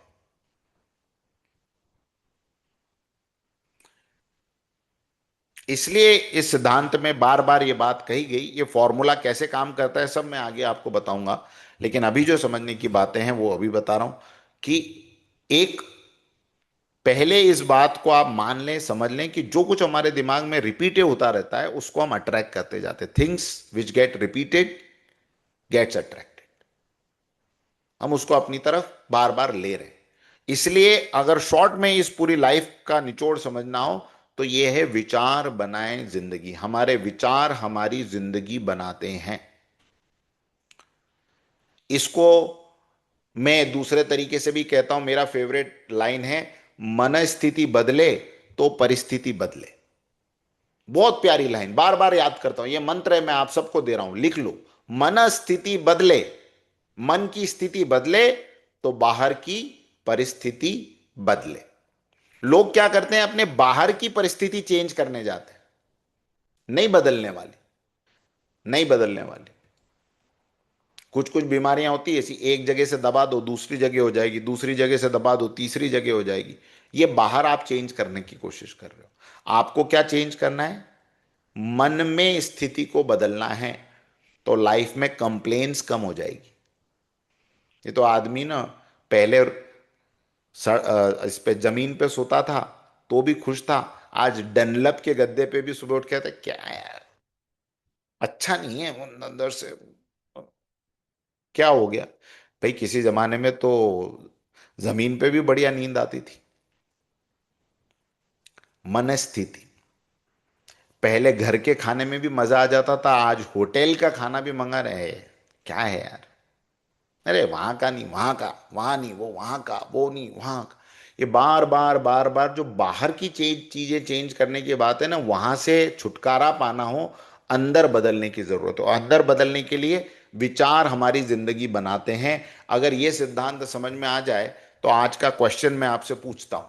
अब इतनी आज की जो हमने डिस्कशन की कि पहला लेवल आउटर लाइफ, उसके अंदर का लेवल, ऐसे नीचे नीचे चलते जा रहे हैं। मेरे पीछे पिरामिड देख रहे हो ना आप, इसका नीचे का बेस है लाइफ। ये जो बाहर की रियलिटी है, उस लाइफ के पिरामिड को थोड़ा ऊपर उठाओ। जो कुछ बाहर दिख रहा है उसके पीछे हमारे थॉट की फाउंडेशन है। यहां तक पहुंचे? फिर थोड़ा और ऊपर उठाओ। जैसे थॉट आ रहे हैं उसके पीछे हमारा माइंड जैसा है, वैसे हमारे थॉट हैं। और माइंड को ठीक करने के लिए ऊपर, सबसे ऊपर किसको बिठाना है? किसको बिठाना है? विस्डम, इंटेलेक्ट, इसको बिठाना है। अगर ये पिरामिड लाइफ का समझ में आ जाए तो नीचे के हिस्से में भी क्या करना है, बीच वाले हिस्से में भी क्या करना है, उसके हिस्से में भी क्या करना है, उसके हिस्से में भी क्या करना है, सब समझ में आ जाएगा। तो थॉट के हिस्से में ये करना है, थॉट के हिस्से में क्या करना है, विचार बनाए जिंदगी। अब इस लाइन पे आपसे मैं पूछता हूं, चलो इस लाइन का प्रैक्टिकल एप्लीकेशन कैसे हो सकता है? एक मिनट के लिए सोचो और डिजिटली हैंड रेस करके बताओ कि अगर ये सिद्धांत है कि विचार हमारी जिंदगी बनाते हैं, तो मुझे विचारों के लेवल पे अब क्या क्या करना शुरू करना चाहिए जिससे कि मेरी जिंदगी में कुछ कुछ चेंज होना शुरू हो? पहले बच्चों से और फिर सीनियर्स, दोनों में से जो भी जवाब देना चाहे, कि अगर विचार मेरी जिंदगी बनाते हैं तो मुझे थॉट के लेवल पे क्या क्या करना चाहिए जिससे मेरी जिंदगी अच्छी हो। हाँ, Pradeep ji. Good evening sir. Yes. Good evening everyone. Sir, विचार की चीज पे जैसे सब बोलते हैं कि लाइफ में जितनी भी डिसीजन ली जाते हैं, जैसे moment of decision is your destiny shape.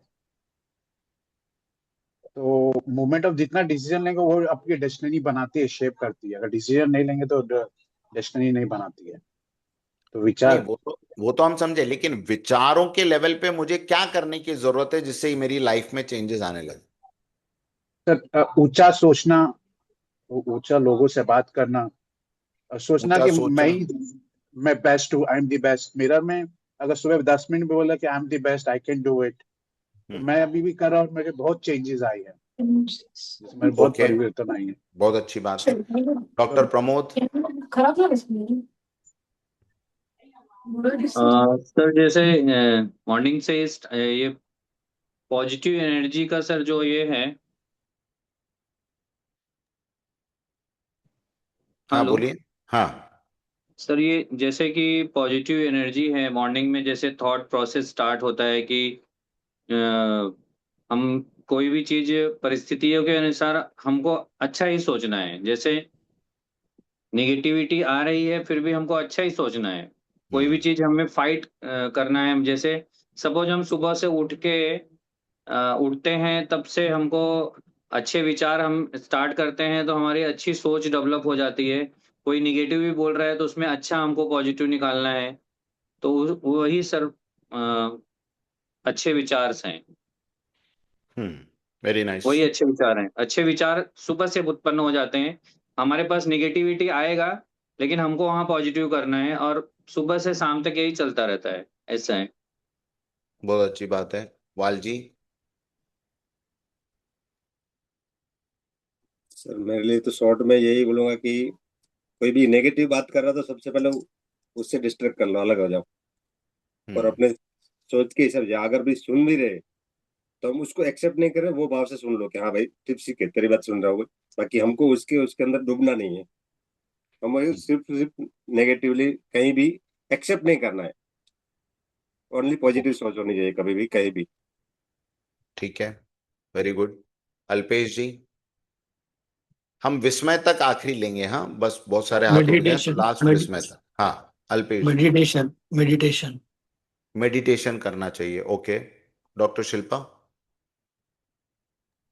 Sir थोड़ा लंबा आंसर रहेगा, but this is what I follow every day. तो हाँ। मुझे लगता है कि कॉन्सेप्ट्स बहुत सबको पता होते हैं, but very few people take actions. तो एक्शन ऐसी लेनी चाहिए जब आपका अभी ये जब पता चला है पूरा साइंस कि थॉट्स पॉजिटिव होने चाहिए, तो फिर व्हाट टू डू। तो मुझे लगता है कि रिपीटेशंस का आपने जो बताया, राइट, तो रिपीटेशंस को मेडिटेशन में कन्वर्ट करना है तो एफर्मेशन कहते हैं उसको। कि जैसे अपना कॉन्फिडेंस अगर कम है तो हमको बोलना है एटलीस्ट 60 बार, I am confident, I am confident, I am confident, present tense में, आई एम, नॉट कि आई वांट टू बी। तो हाँ। This is one. दूसरा विजुअलाइजेशन, मतलब हमको अगर चलो बहुत फेमस बनना है बड़ा होके, तो चलो विजुअलाइज तो कर लो उसको, एंड विजुअलाइज की as if it is now, as if it is now, तो फिर सही रास्ते दिखने लगते हैं हमको, हमारे डूज एंड डोंट समझने लगते हैं। तो वो वाली बात है जो फिर से लॉ ऑफ अट्रैक्शन और रोंडा ब्रायन द सीक्रेट में है, विजुअलाइजेशन। और तीसरा है एक्टिव थिंकिंग मेडिटेशन। तो विजुअलाइजेशन थोड़ा लॉन्ग टर्म के लिए होता है, और एक्टिव थिंकिंग मेडिटेशन आज के लिए है। This is what I follow every day. And actually जो आप बोल रहे हैं तो मुझे ध्यान में आता है कि it radiates energy through out the day. And कितने भी निगेटिव चीजें दिन भर आए, एक कवच बन जाता है पॉजिटिविटी का, तो उसको लॉजिकली और बहुत स्ट्रांगली पावरफुली आदमी हैंडल कर लेता है। तो एक्टिव थिंकिंग मेडिटेशन थोड़ा सा अलग है, आई डोंट नो कहीं है क्या लिटरेचर में, कहीं सुना था मैंने, इट वर्क्स फॉर मी। तो जिसमें मैं अपना क्लॉक, सुबह जब उठती हूँ तो अपना क्लॉक रात के 11 बजे पे शिफ्ट कर देती हूँ। And then I just go into the thought कि मेरा दिन बहुत सही रहा आज, वाह क्या हुआ भाई, आज ये हुआ, ये हुआ, ये हुआ, ऐसे इमेजिनरी स्टोरी बना देती हूँ। And hmm. Then if this is what I want in the day, तो step 2, then what should I do so that these things happen। तो मेरी एक ना मेंटल टू डू लिस्ट बन जाती है, या वी कहते हैं ना setting the tone of the day, mental. और अगर उसके बाद तुरंत डायरी में लिख दो तो बहुत ही बढ़िया, मतलब जो चीजें इंपॉर्टेंट थी, इसलिए तो आपने सोची ना कि ये हो गई, और सो आई एम हैप्पी टुडे, तो देन डू इट। ऐसा तो फर्स्ट स्टेप इज फ्यूचर में जाओ, और सेकंड स्टेप इज उसको लिख लो।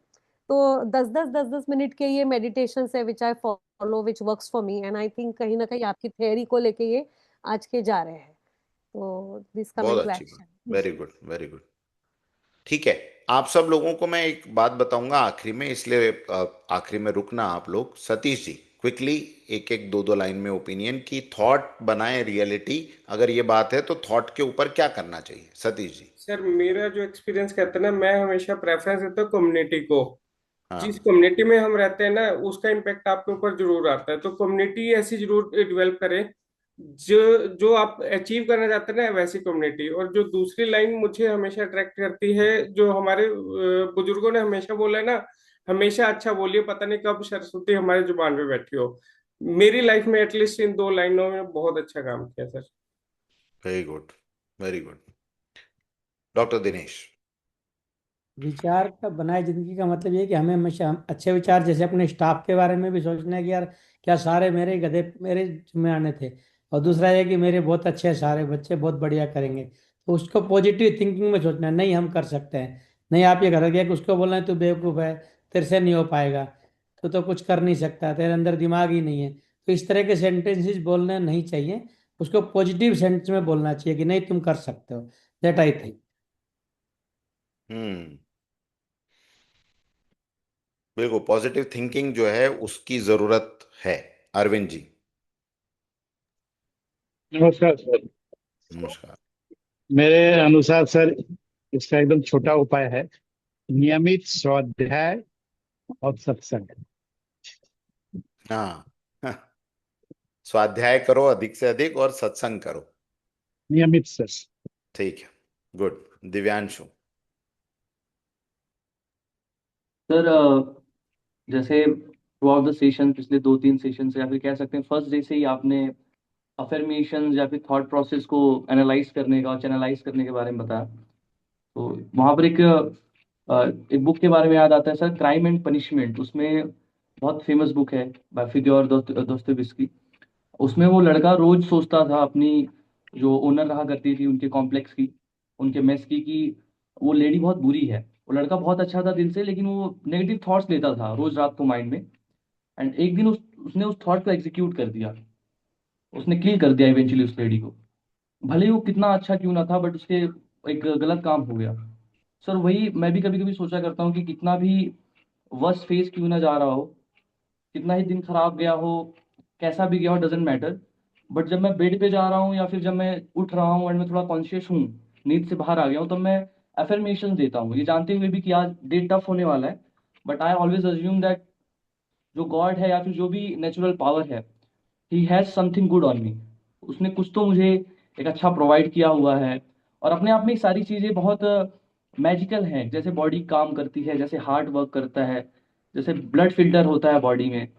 ये साइंस हमने थोड़ी बहुत पढ़ी है, तो अपने आप में वो चीजें मैजिकल लगती है। तो ऐसा लगता है कि सारी चीजें मैजिकल ही हैं और सब मैजिकल ही होगा। भले ही कुछ भी हो, हम इसको टैकल कर लेंगे। तो इस थॉट प्रोसेस से जब उठते हैं तो दिन अच्छा ही जाता है, सारी चीजें अच्छी ही होती हैं। Very nice. गुड। डॉक्टर गाडे। Sir good evening. Good evening. Actually mind को अपना ट्रेन करना सबसे जरूरी बात रहता है। अपना माइंड तो दोनों तरफ हमेशा शिफ्ट होते रहता है, पॉजिटिव और निगेटिव की तरफ। तो हमें माइंड में हमेशा ये रखना जरूरी है कि हमें पॉजिटिव सोचना ही है हर बार। वो दिमाग में रखना बहुत जरूरी है। उसके लिए आप कुछ ट्रिगर पॉइंट रख सकते हैं या कुछ ऐसा। अभी मैंने पढ़ा था कि एक आधा रबर बैंड वगैरह हाथ में डालने का, जब भी आपको निगेटिव थॉट आता है तो उसको खींच के एक ट्रिगर कर सकते हैं और बाद में जो थॉट है उसको पॉजिटिव थॉट में शिफ्ट कर सकते हैं।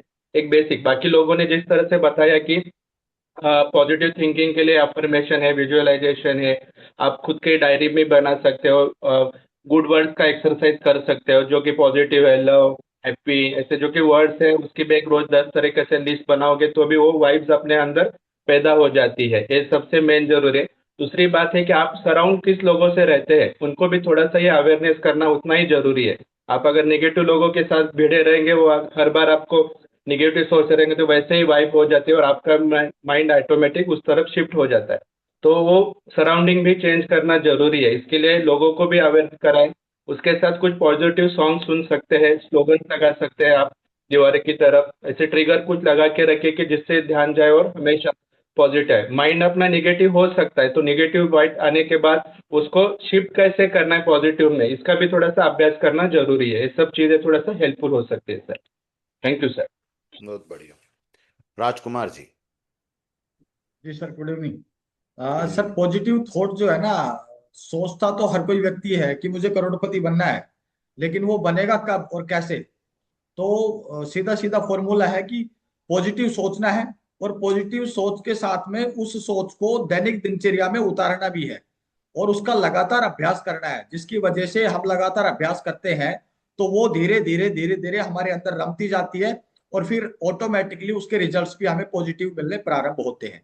अगर करोड़पति बनना है तो उसके लिए काम भी करने पड़ेंगे, उनको जीवन में दैनिक दिनचर्या में शामिल करना, कहने का मतलब ये पॉजिटिवली, और उसका अभ्यास लगातार करते रहना। Very nice. दर्शन जी। जी सर, प्रणाम सर। प्रणाम। बहुत ही अच्छा सब्जेक्ट दिया है सर आपने, कि सोच से संसार बदल जाता है, दिशा से दिशा, दिशा दिशा से दशा बदलती है। तो निश्चित तौर से सर मैं तो ये कहूँगा कि एक तो परमात्मा से जुड़े रहो, दूसरा स्वाध्याय करो, और तीसरा अच्छे लोगों के बीच रहो। तो ऑटोमेटिकली जो वाइब्रेशंस हैं या उनके थॉट्स आप जैसे ही आपको अच्छे मिलेंगे, धीरे धीरे वो आदत बन जाएगी, आपका अभ्यास बन जाएगा। तो कुछ विचार ऐसे होते हैं जो अंदर आपको एंजाइटी पैदा करते हैं, तो उस समय आपको महसूस जरूर होता है कि कहाँ मैं बैठ गया। तो उन बातों को अगर ध्यान आप रखेंगे ना, तो अंदर में जो आपका एनिमी वाला जो मन है वो धीरे धीरे उसको मतलब शांत होना चालू हो जाएगा, और आपका जो गुड फ्रेंड मन है वो हावी होता चला जाएगा। उसी से आपको धीरे थाट बदलेंगे। मैंने संगत जैसी जैसी संगत होती है वैसी रंगत लगती है। तो संगत अच्छी रखोगे तो आपके विचार वैसे ही अपने पॉजिटिव बनते चलेंगे। मेन संगत पे ध्यान देना है, तो उस पर ज़्यादा अच्छा रहेगा। तो सब बुक्स पढ़ने की आदत जैसे डालेंगे ना अच्छे से लोगों की, तो ऑटोमेटिकली थॉट प्रोसेस भी अच्छा बढ़ता है, और समझ भी बढ़ती है, और अच्छे से विचार भी आते हैं। तो ऑटोमेटिक नेगेटिविटी भी ऑटोमेटिकली खत्म हो जाती है, और हम एक अच्छी दिशा पार करते हैं। वेरी नाइस, बहुत बढ़िया। विस्मय। हाँ यस सर। सर एक्चुअली आजकल के डिजिटल एरा में जो कंटेंट हम कंज्यूम करते हैं इंस्टाग्राम, यूट्यूब, फेसबुक के थ्रू, तो आई थिंक वो बहुत इंपॉर्टेंट होता है। तो जो कंटेंट हम कंज्यूम करते हैं, मेक श्योर कि it is positive and motivational rather than negative content. तो मैं पर्सनली ये फॉलो करता हूँ कि मैं जब भी यूट्यूब देखता हूँ तो कोई केस मतलब बिजनेस केस स्टडीज देखता हूँ, या फिर कोई मूवी देखता हूँ, तो आई मेक श्योर कि उसमें थोड़ा नेगेटिव कंटेंट कम है और थोड़ा सा मोटिवेशनल एंड पॉजिटिव कंटेंट ज्यादा हो, तो उससे धीरे धीरे इम्पैक्ट पड़ता है। गुड। राजू जी। सर नमस्कार। सर जैसे कि हाँ। मैं ये समझ पाया, आपने जैसे पूछा सर कि मन की परिस्थिति क्या होनी चाहिए, तो मन के अनुसार तो मन से सोचना चाहिए, विश्वास करना चाहिए, और उसे मुंह से अंगीकार करना चाहिए। लेकिन सर ये बहुत कठिन है, अभ्यास के बिना नहीं हो पाएगा। जो कुछ सोचा है उसे विश्वास करना और उसे मुंह से अंगीकार करना, यही प्रैक्टिस सर। चाहे वो आपका मतलब जैसे अभी सेशन के अनुसार जो जो समझ पाया मैं, चाहे वो पॉजिटिव हो चाहे नेगेटिव हो, लेकिन मन से सोचा गया हो और मन से उसे विश्वास किया हो और मुंह से बोला गया हो, परिस्थिति में सर डेफिनेटली बदलाव आएगा सर। आई थिंक सर यही हो सकता है। बहुत बढ़िया। सभी ने बहुत अच्छी अच्छी बातें इसमें बताई और बच्चों को काफी सारी इससे टिप्स मिलेगी। आप सब लोगों को आज का एक आखिरी थॉट देता हूं। देखिए, एक ऐसे घर की कल्पना कीजिए जहां पर बारिश के दिनों में अचानक से उन घर वालों को रियलाइज हुआ कि उनकी छत से पानी टपक रहा है। अब ऐसे में दो चीजें हैं। एक तो घर की मरम्मत करना है, ये लॉन्ग टर्म सॉल्यूशन है, लेकिन इमीडिएट सॉल्यूशन क्या है? इमीडिएट सॉल्यूशन है घर के जहां पानी टपक रहा है उसके नीचे कुछ न कुछ बकेट रख देना, कम से कम उस दिन उस पानी से हम बच सकें। ये इमीडिएट सॉल्यूशन है। हम जब ध्यान की बात करते हैं, हम जब अफर्मेशंस की बात करते हैं, तो हम उस परमानेंट सॉल्यूशन की बात कर रहे हैं जो कि लॉन्ग टर्म में अगर हम लगातार करते चले गए तो हमें रिजल्ट्स देगा। लेकिन पहले दिन से, आज से और अभी से मैं ऐसा क्या करूं जिससे कि मैं इस निगेटिविटी वाले फ्लो को मैं रोकूं। बाढ़ आती है तो आदमी पहला काम करता है कि जिधर से पानी आ रहा है उसको पहले मैं रोक, उसके बाद अंदर जो आ गया है उसको निकालने की बात मैं करूंगा। अंदर निकालने की बात पहले शुरू कर दी और बाहर का रोका नहीं तो क्या होगा? जितना निकालते चले जाओगे उतना आता चला जाएगा, निकालते चले जाओगे उतना आता चला जाएगा। तो साइंटिफिक अप्रोच क्या है? साइंटिफिक अप्रोच पहले ये कहती है कि वो काम करो जहां से ये बाढ़ का पानी, फ्लड का पानी अंदर आ रहा है, उन जगहों को रोको। जहां से ये निगेटिविटी का पानी अंदर आ रहा है उन जगहों को रोको। तो अब हमारी लाइफ में निगेटिविटी का पानी कहां कहां से अंदर आता है? अभी अपने माइंड को छोड़ दीजिए। एक कहेंगे सर माइंड से आता है, तो माइंड से तो आता ही है, वो तो अंदर का मामला है। बाहर से कहां कहां से आता है? सबसे पहली बात है लोग। लोग, जितने लोगों से आप मिल रहे हैं एक वीक में, उनकी एक लिस्ट बनाइए उनके नाम के साथ।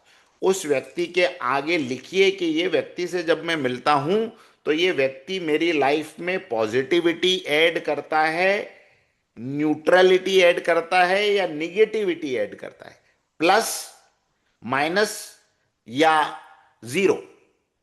तो जो जीरो है वो ठीक है यार, मिलते हैं, हेलो हाय हो जाती, ये वो लोग हैं हेलो हाय वाले, इनसे कोई फर्क नहीं पड़ता। हाँ, ये भी किसी दिन प्लस में शिफ्ट हो सकते हैं, या ये भी किसी दिन, बोलो बोलो मेरे साथ, ये भी माइनस में शिफ्ट हो सकते हैं। तो ये लगातार देखते रहना है। जीरो वाला जो है वो जैसे ही क्लोज होगा, वो तो या तो प्लस में शिफ्ट हो जाएगा या माइनस में शिफ्ट हो जाएगा। दूर से हेलो हाय करने वालों से कोई खतरा नहीं।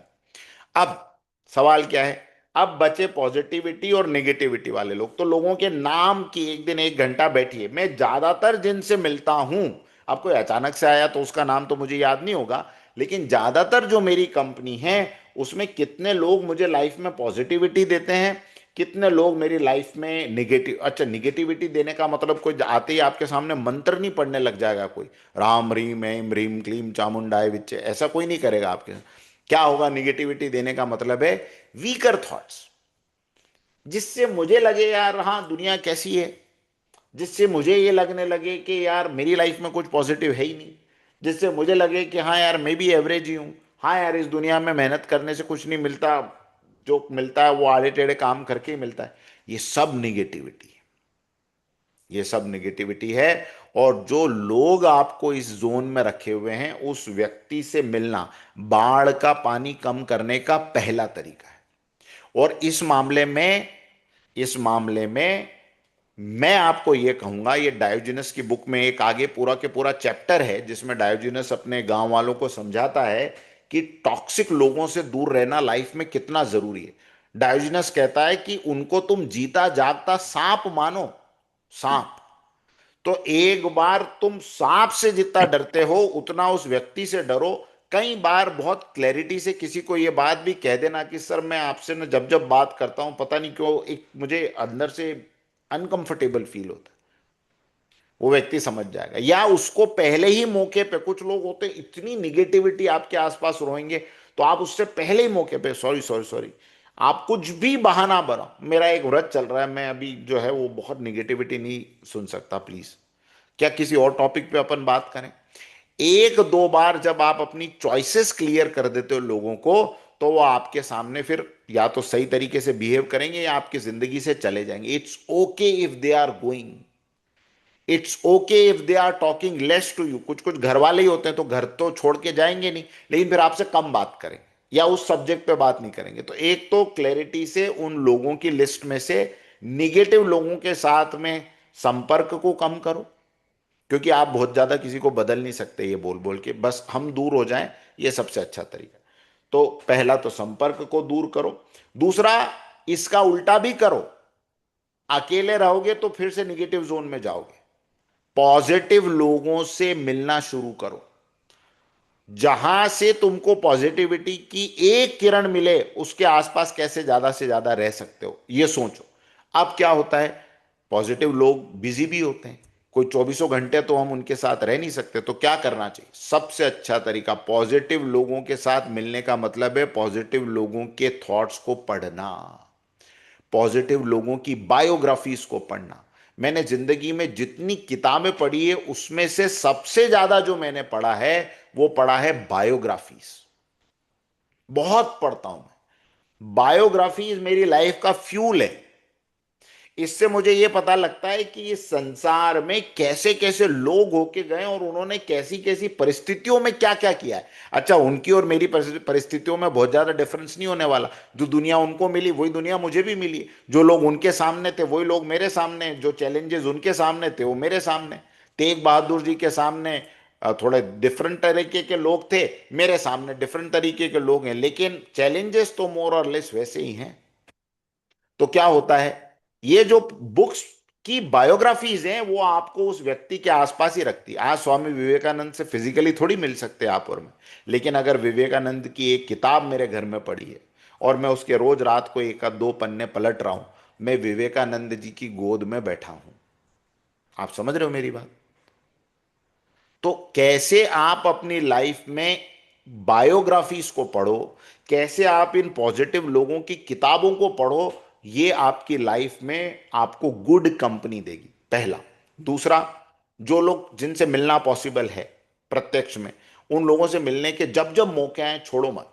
जैसे आज का ये मौका है, आज आप और मैं बैठे हुए हैं, इस 2 घंटे का उपयोग कोई और चीज में भी किया जा सकता था, लेकिन ये 2 घंटे के बाद अब जब आप एग्जिट का बटन दबाएंगे रूम से, जब मीटिंग एंड होगी, थॉट में दो चीजें पॉजिटिव घूमना शुरू हो जाएगी। क्यों? क्योंकि इस संगति ने कुछ बदला। तो दूसरी बात करो, पॉजिटिव लोगों की बुक्स, पॉजिटिव लोगों की कंपनी ढूंढो, जो लोग आपको इंस्पायर करें, जो आपके राह के रास्ते आसान बनाने की कोशिश करें। पहला ये काम करो। दूसरा, अपने फूड पे ध्यान रखो।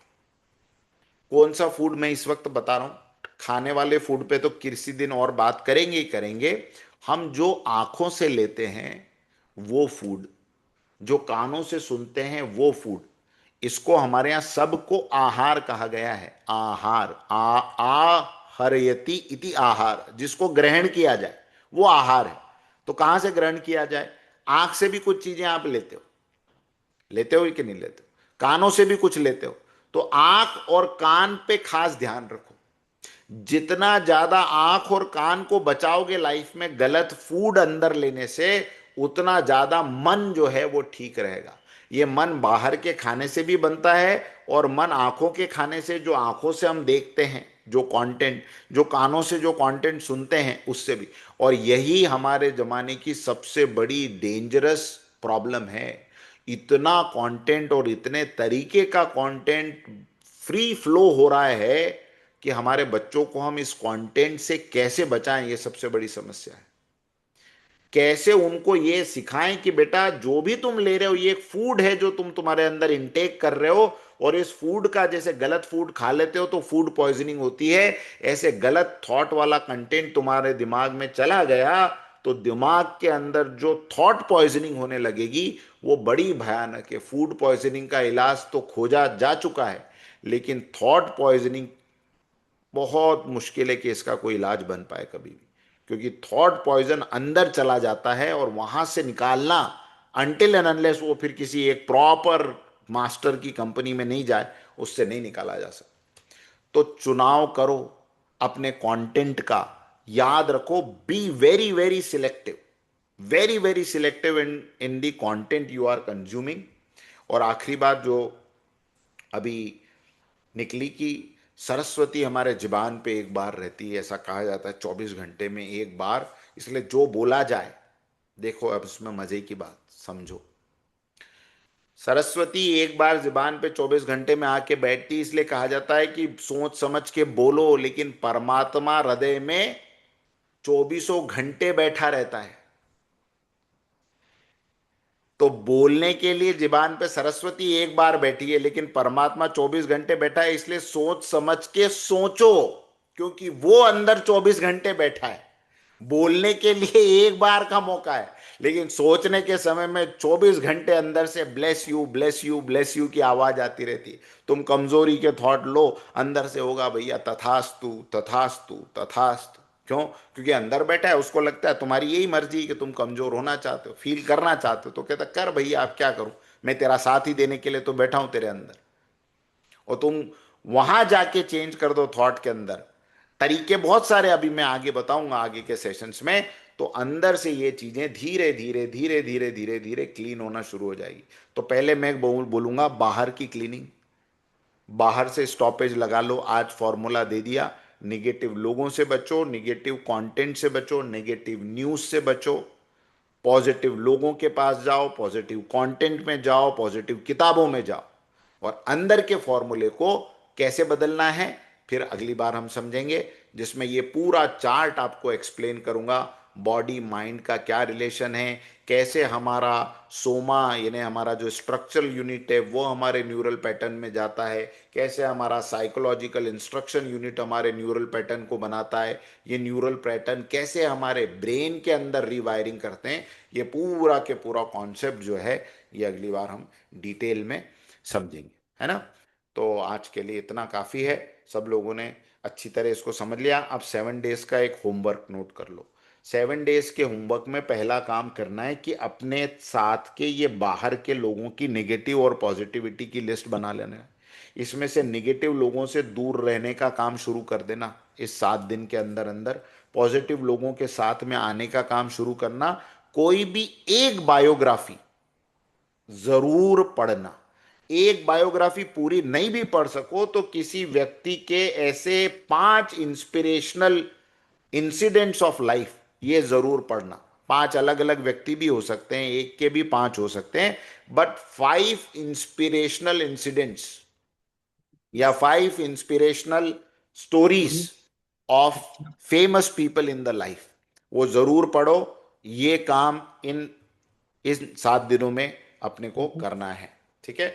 और जब भी थॉट की बात आए, अपने आप को सुबह सुबह याद दिलाओ कि आज दिन भर में मेरे विचार मेरे कल की जिंदगी बनाने वाले हैं, मन स्थिति मेरी बाहर की परिस्थितियों को डिफाइन करने वाली है। बस इतना कर लोगे तो काफी। Doctor Shilpa, any question?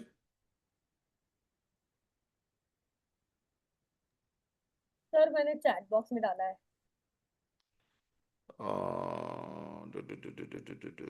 Chat में तो मिल नहीं रहा है।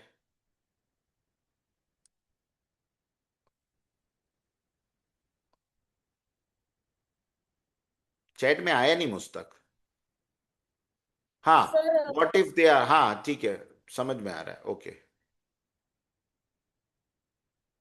हाँ, नहीं नहीं नहीं, तो ये तो बात बिल्कुल सही है, क्वेश्चन बिल्कुल सही है कि अगर फैमिली मेंबर्स हों और उसके कांस्टेंट रिक्वेस्ट के बाद भी नेगेटिव बात कर ही रहे हों तो क्या करना चाहिए।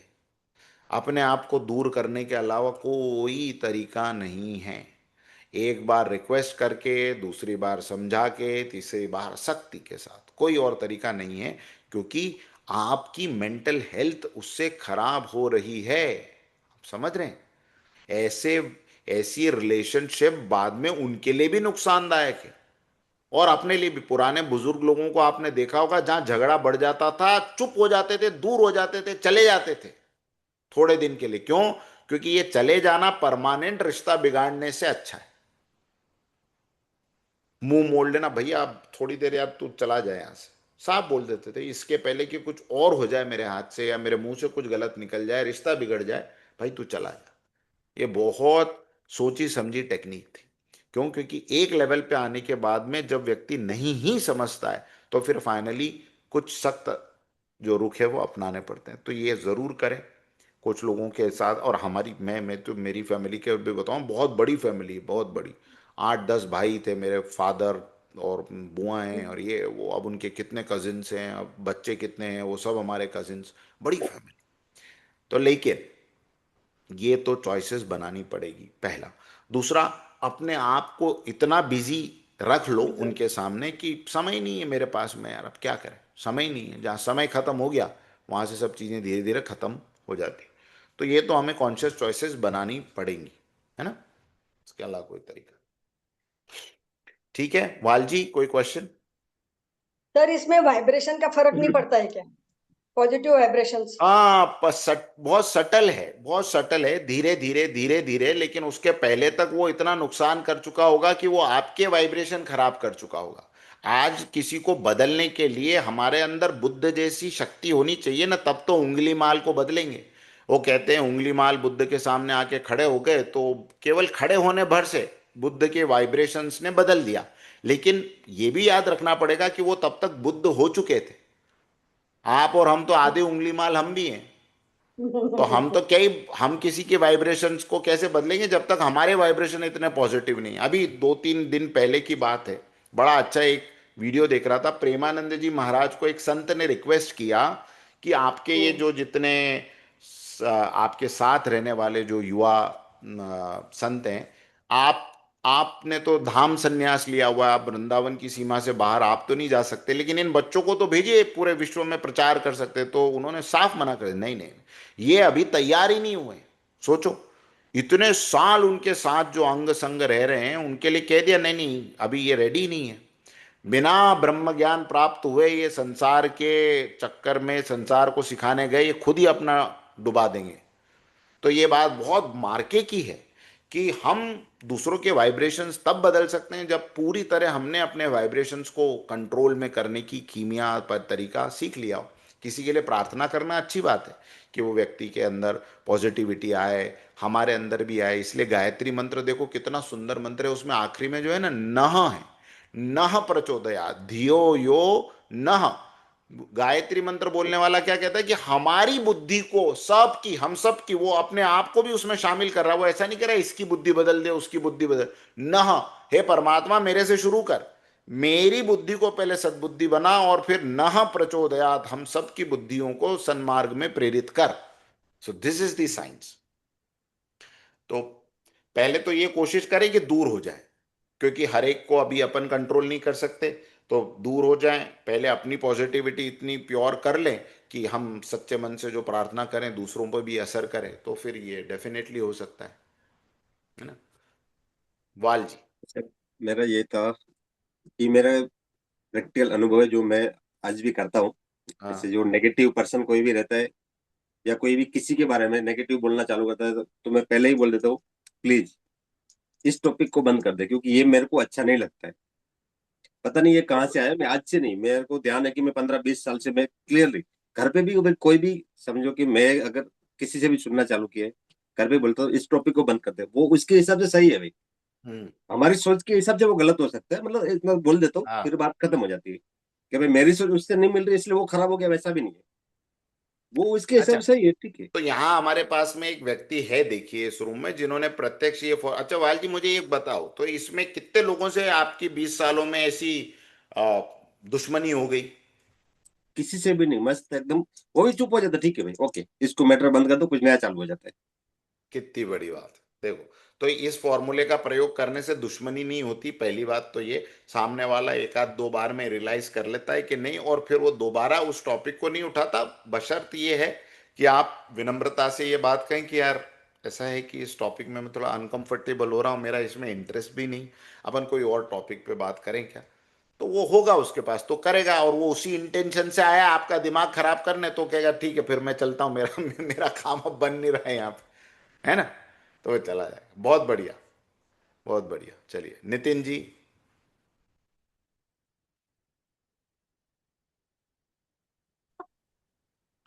बहुत बढ़िया सर सेशन। मेरा ये था कि सराउंडिंग्स में तो मोस्ट ऑफ द टाइम अपने ऑफिस में बीतता है। हाँ। अब वहां तो हम ही बॉस हैं। हाँ नहीं, उस अच्छी बात है ना। देखिए अगर आप बॉस हैं तो आप इसको दो तरीके से ले सकते हैं कि यार मतलब मेरा कंसर्न ये है हाँ। कि और अपने से ज्यादा इंटेलेक्चुअल पॉजिटिव लोग कैसे जुड़े या उन्हीं को एग्जिस्टिंग्स को कैसे बनाएं। हम तो आपके संसर्ग में हैं तो कुछ ना कुछ रिसीव कर रहे हैं थर्सडे संडे। ये अच्छी बाकी बात के है। लिए क्या, बाकी के लिए क्या कर सकते हैं? नहीं देखिए, सबसे अच्छा सोर्स पॉजिटिविटी का है किताबें। जहां रहें, जैसे रहें, ऑफिस में हैं, कॉलेज में हैं, कहीं पे भी हैं, अपनी लाइफ में किताब पढ़ने की आदत को एक ऐसी आदत बनाएं कि मैं खाए बिना रह सकता हूं। मुझे याद नहीं पिछले पता नहीं कितने ही वर्षों में कि कोई ऐसा ऐसा एक दिन बीता होगा कि जब मैंने किताब नहीं पढ़ी हो। ये ताहिर मेरे ऑफिस में है, ये देखो हंस रहे हैं अभी वो, क्योंकि मैं और किताब दोनों एक दूसरे से चिपके चिपके चलते हैं, चिपके चिपके, ऑफिस हो, टूर हो, कहीं हो, कुछ भी हो। तो मैंने मेरी लाइफ में एक बात देखी कि यार पॉजिटिव लोगों को कहाँ से ढूंढने जाओ। हमारे बॉस इतने इतने ज़्यादा सोर्स ऑफ हमारा इंस्पिरेशन डॉक्टर इनामदार, लेकिन ऐसे कितनी बार मिलने चले जाएंगे, दो बार भी चले जाएं तो उनका ऐसा लगता है समय वेस्ट कर दिया हमने। तो अब वैसे व्यक्ति का क्या करना, तो फिर किताब, वहां बैठ के मैं उस जोन में रहता हूं जिस जोन में मैं इस दुनिया के हाईएस्ट इंटेलेक्ट माइंड के साथ अपनी कंपनी बना रहा हूं, दोस्ती बना रहा हूं। तो ये शुरू करें, अपने साथ एक किताब हमेशा रखें। वो किताब आपको आपके फ्री समय में अच्छे थॉट के साथ, अच्छे व्यक्ति के साथ जुड़ने का मौका देगी, पहली बात। और दूसरी बात, अपने ऑफिस में जैसे आपने कहा, तो हम तो इसको परमात्मा की तरफ से एक बहुत बड़ा उपहार माने कि अगर हम उसको, उसने हमें लीडरशिप पोजीशन दी है, तो मुझे मेरी कंपनी के अंदर तो थॉट, पॉजिटिव थॉट लाने का मौका उसने मेरे थ्रू ही दिया है। ये मैं हूं जिसके अंदर से वो उस कंपनी के लोगों के लिए कुछ पॉजिटिविटी निर्माण कर सकता है। ये जिम्मेदारी का एहसास लेके जब मैं ऑफिस में जा रहा हूं और जब मैं बैठा हूं, तो फिर मेरे अंदर से पॉजिटिविटी का निर्माण ही होगा। मैं चार चीजें जो जैसे आपने यहाँ पे सीखा, वहां से सीखा, आपने वो चार चीजें अपनी कंपनी में बताने की जिम्मेदारी पे परमात्मा ने आपको बिठाया। तो वो आप करना शुरू कर देंगे, अपने आप पॉजिटिविटी के थॉट्स आने लग जाएंगे। कुछ कंपनियां बन जाती है अपने आप, और कुछ हमको एफर्ट लेकर बनानी पड़ती है। तो ये ऑफिस के अंदर ये कम्युनिटीज को हमें ऐसी बनाना पड़ेगा। लोगों के अंदर लो थॉट्स हो तो उनको निकालना पड़ेगा, ये काम भी हमारा है एज ए लीडर। तो निश्चित रूप से ये काम आपको एक जोन देगा नया तरीके का। Perfect sir. शिल्पा मैम ने काफी काम किया इन चीजों पे, अपनी सराउंडिंग्स अपने आप तैयार कर लिए, स्टाफ को भी लेके बहुत सारी चीजें छोटी छोटी करती हैं, बताया उन्होंने पहले। अब एक्चुअली क्या होता है ना, देखो ऐसे व्यक्ति की लाइफ जब आप देखोगे तो आज देखोगे तो वो दिखेगी एकदम टॉप की पीक, लेकिन उसके नीचे के स्ट्रगल्स जब से शुरू किया होगा, बिट बाय बिट अपने आप को पॉजिटिव बनाया होगा। डार्क फेजेस सबकी लाइफ में आते हैं, आई एम श्योर उनकी लाइफ में भी एक समय होगा जब वो डिप्रेस फील कर रही होंगी, लो फील कर रही होंगी। वहां से लेकर इस यहां तक की जर्नी में आज जो प्रेजेंटेशन में हमने बात की, ये अभ्यास ही ये मैजिक है। कोई इसके अलावा मैजिक, कोई हमारे सिर पे हाथ रख दे और कल से हम पॉजिटिव हो जाएं, ऐसा कोई होता तो वो हाथ रखवाने वाले की फैक्ट्री बन जाती अब तक, और लोग उसके नीचे से गुजरते रहते कि भाई आप हाथ ऐसा ही रखना, हम आपके नीचे से ऐसे चलते जाएंगे और पॉजिटिव होते जाएंगे। बट ऐसा नहीं होता। प्रैक्टिस जैसा शुरू कर दिया इन्होंने, अगर हम अपनी लाइफ में कमिटमेंट ले लें कि यार अब हम अपनी लाइफ में ये वाला चेंज शुरू कर देंगे, एक पन्ना पढ़े बिना लाइफ में सोऊंगा नहीं चाहे कुछ हो जाए, इतना क्या मुश्किल काम है। एक पन्ना लाइफ में पढ़े बिना किताब का, मैं रात को सोऊंगा नहीं, रात को एक भी बज जाए तो भी मैं एक किताब का एक पन्ना जरूर पढ़ूंगा। एक छोटा सा नियम लाइफ में बड़े चमत्कार कर सकता है, आप करके देखो। और अपने बच्चों को आदत डालो, उनकी एक रिवॉर्ड सिस्टम सेट करो। जैसे एक अभी चलते चलते बात निकली तो, कि अब जैसे मेरा जो बच्चा है वो अभी 11-12 साल का है, 6ठी क्लास। तो अब जैसे कुछ उसको चाहिए तो मैं उससे ये कहता हूं कि मांग मत बेटा, मांग मत, कमा। तो बेटा बोलते पापा कैसे कमाए? मैंने कहा देखो अर्न करो। आप अर्न करने के लिए क्या कर सकते हो? अर्न करने के हम आपको तरीके बताते हैं। जितना बड़ा रिवॉर्ड उसके लिए उतना मेहनत करना है। क्या करना है मेहनत में?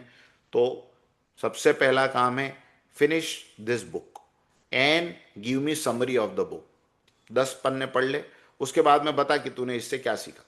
ये अर्न करने के लिए तेरा एक पॉइंट बना। आज घर की गार्डनिंग आपकी जिम्मेदारी हो गई, वो अर्न करने के लिए पॉइंट बना। तुझे जो चाहिए वो ऐसे सीधे नहीं मिलेगा, क्योंकि ये जो मांगने की आदत हमने बना ली ना, फिर हमको लगता है हर चीज खाली मांगो तो मिल जाती है। इसलिए हम गवर्नमेंट से भी क्या करते हैं, सरकारों से भी क्या करते हैं, हमने अर्न करने की आदत भूल गए। हम अच्छी सिविक सोसाइटी अर्न नहीं कर रहे, हम अच्छी सिविक सोसाइटी मांग रहे। इससे मांग रहे हैं, उससे मांग रहे हैं, उससे अच्छी सड़क, अच्छा अच्छा नेबरहुड, सब हम मांग रहे हैं। तो इंडिया में ये मांगने की आदत जो है, उससे अब अपने को बाहर निकलना है। हम कुछ भी चाहें उसको हमको अर्न करना पड़ेगा। तो अर्न करने के लिए क्या करना है? अर्न करने के लिए अपने तरीके बनाओ। बच्चों को बताओ कि आपको जो चाहिए हम देंगे, लेकिन बेटा अर्न करो। फिर वो पूछेंगे पापा आप बताओ, मम्मी आप बताओ, हम क्या क्या करके अर्न करें। उसको अर्न करने की एक लिस्ट बनाओ, उसको दो कि ये सब चीजें तुमको मिलेगी, ये करने से मिलेगी। तो उसकी लाइफ में पता है एक फॉर्मूला सेट हो जाएगा। क्या फॉर्मूला सेट होगा? मुझे जो चाहिए वो मिल सकता है अगर मैं उसको अर्न करने की ताकत रखता हूं। तो वो उसका फोकस मांग पे और जिद पे नहीं होगा, उसका फोकस अर्न करने की ताकत पे हो जाए। फिर वो बढ़ाएगा अपनी अर्न करने की ताकत, है ना? ऐसा एक माहौल, फॉर्मूला अपने को सेट करना है। चलिए बस आखिरी 2 सर प्रश्न एक ले लीजिए। चीज बतानी थी। हाँ एक ग्रुप बनाया है मैंने, RRR, read to rise rapidly, और हाँ उसमें रोज सिर्फ रिपोर्टिंग होती है कि बुक कौन सी पढ़ी, कितने पन्ने और कितने मिनट में, है ना। तो जिससे थोड़ा स्पीड पे भी लोग थोड़ा ध्यान देंगे। और उसमें वही रूल है कि चाहे आप कितने भी बिजी हो, एक तो पेज पढ़ना है। तो this is completely with contribution के ही एंगल से बनाया है कि सबको आदत लगे इसी से, बाकी कुछ भी नहीं। तो अगर आप कहते हो तो उसको हम इधर फ्लड कर सकते हैं। हाँ करिए इसमें ना, अच्छा डालिए। चल रहा है, बहुत अच्छा चल रहा है। एवरीवन इज एवरीडे पोस्टिंग कि यही चीज है बस, book name, pages red and minutes. तो बहुत मैं बढ़िया। आपको दे दूंगी, आपको ठीक लगे तो आप भी आ जाइए, और फिर आपको ठीक लगे तो फिर आगे फॉरवर्ड कीजिएगा। ठीक है। मैं उसमें पोस्टिंग नहीं करूंगा कि मैंने क्या क्या पढ़ा, नहीं तो लोग परेशान हो जाएंगे कि क्या क्या पढ़ते रहते नहीं नहीं, हैं। अच्छा रहेगा ना सर, वो तो आपकी हाँ स्पीड चलिए। देखनी है हमको, तो हम भी इंस्पायर हो जाएंगे। हाँ, Nobody yes. can beat. Nobody can beat. Right. Raju ji.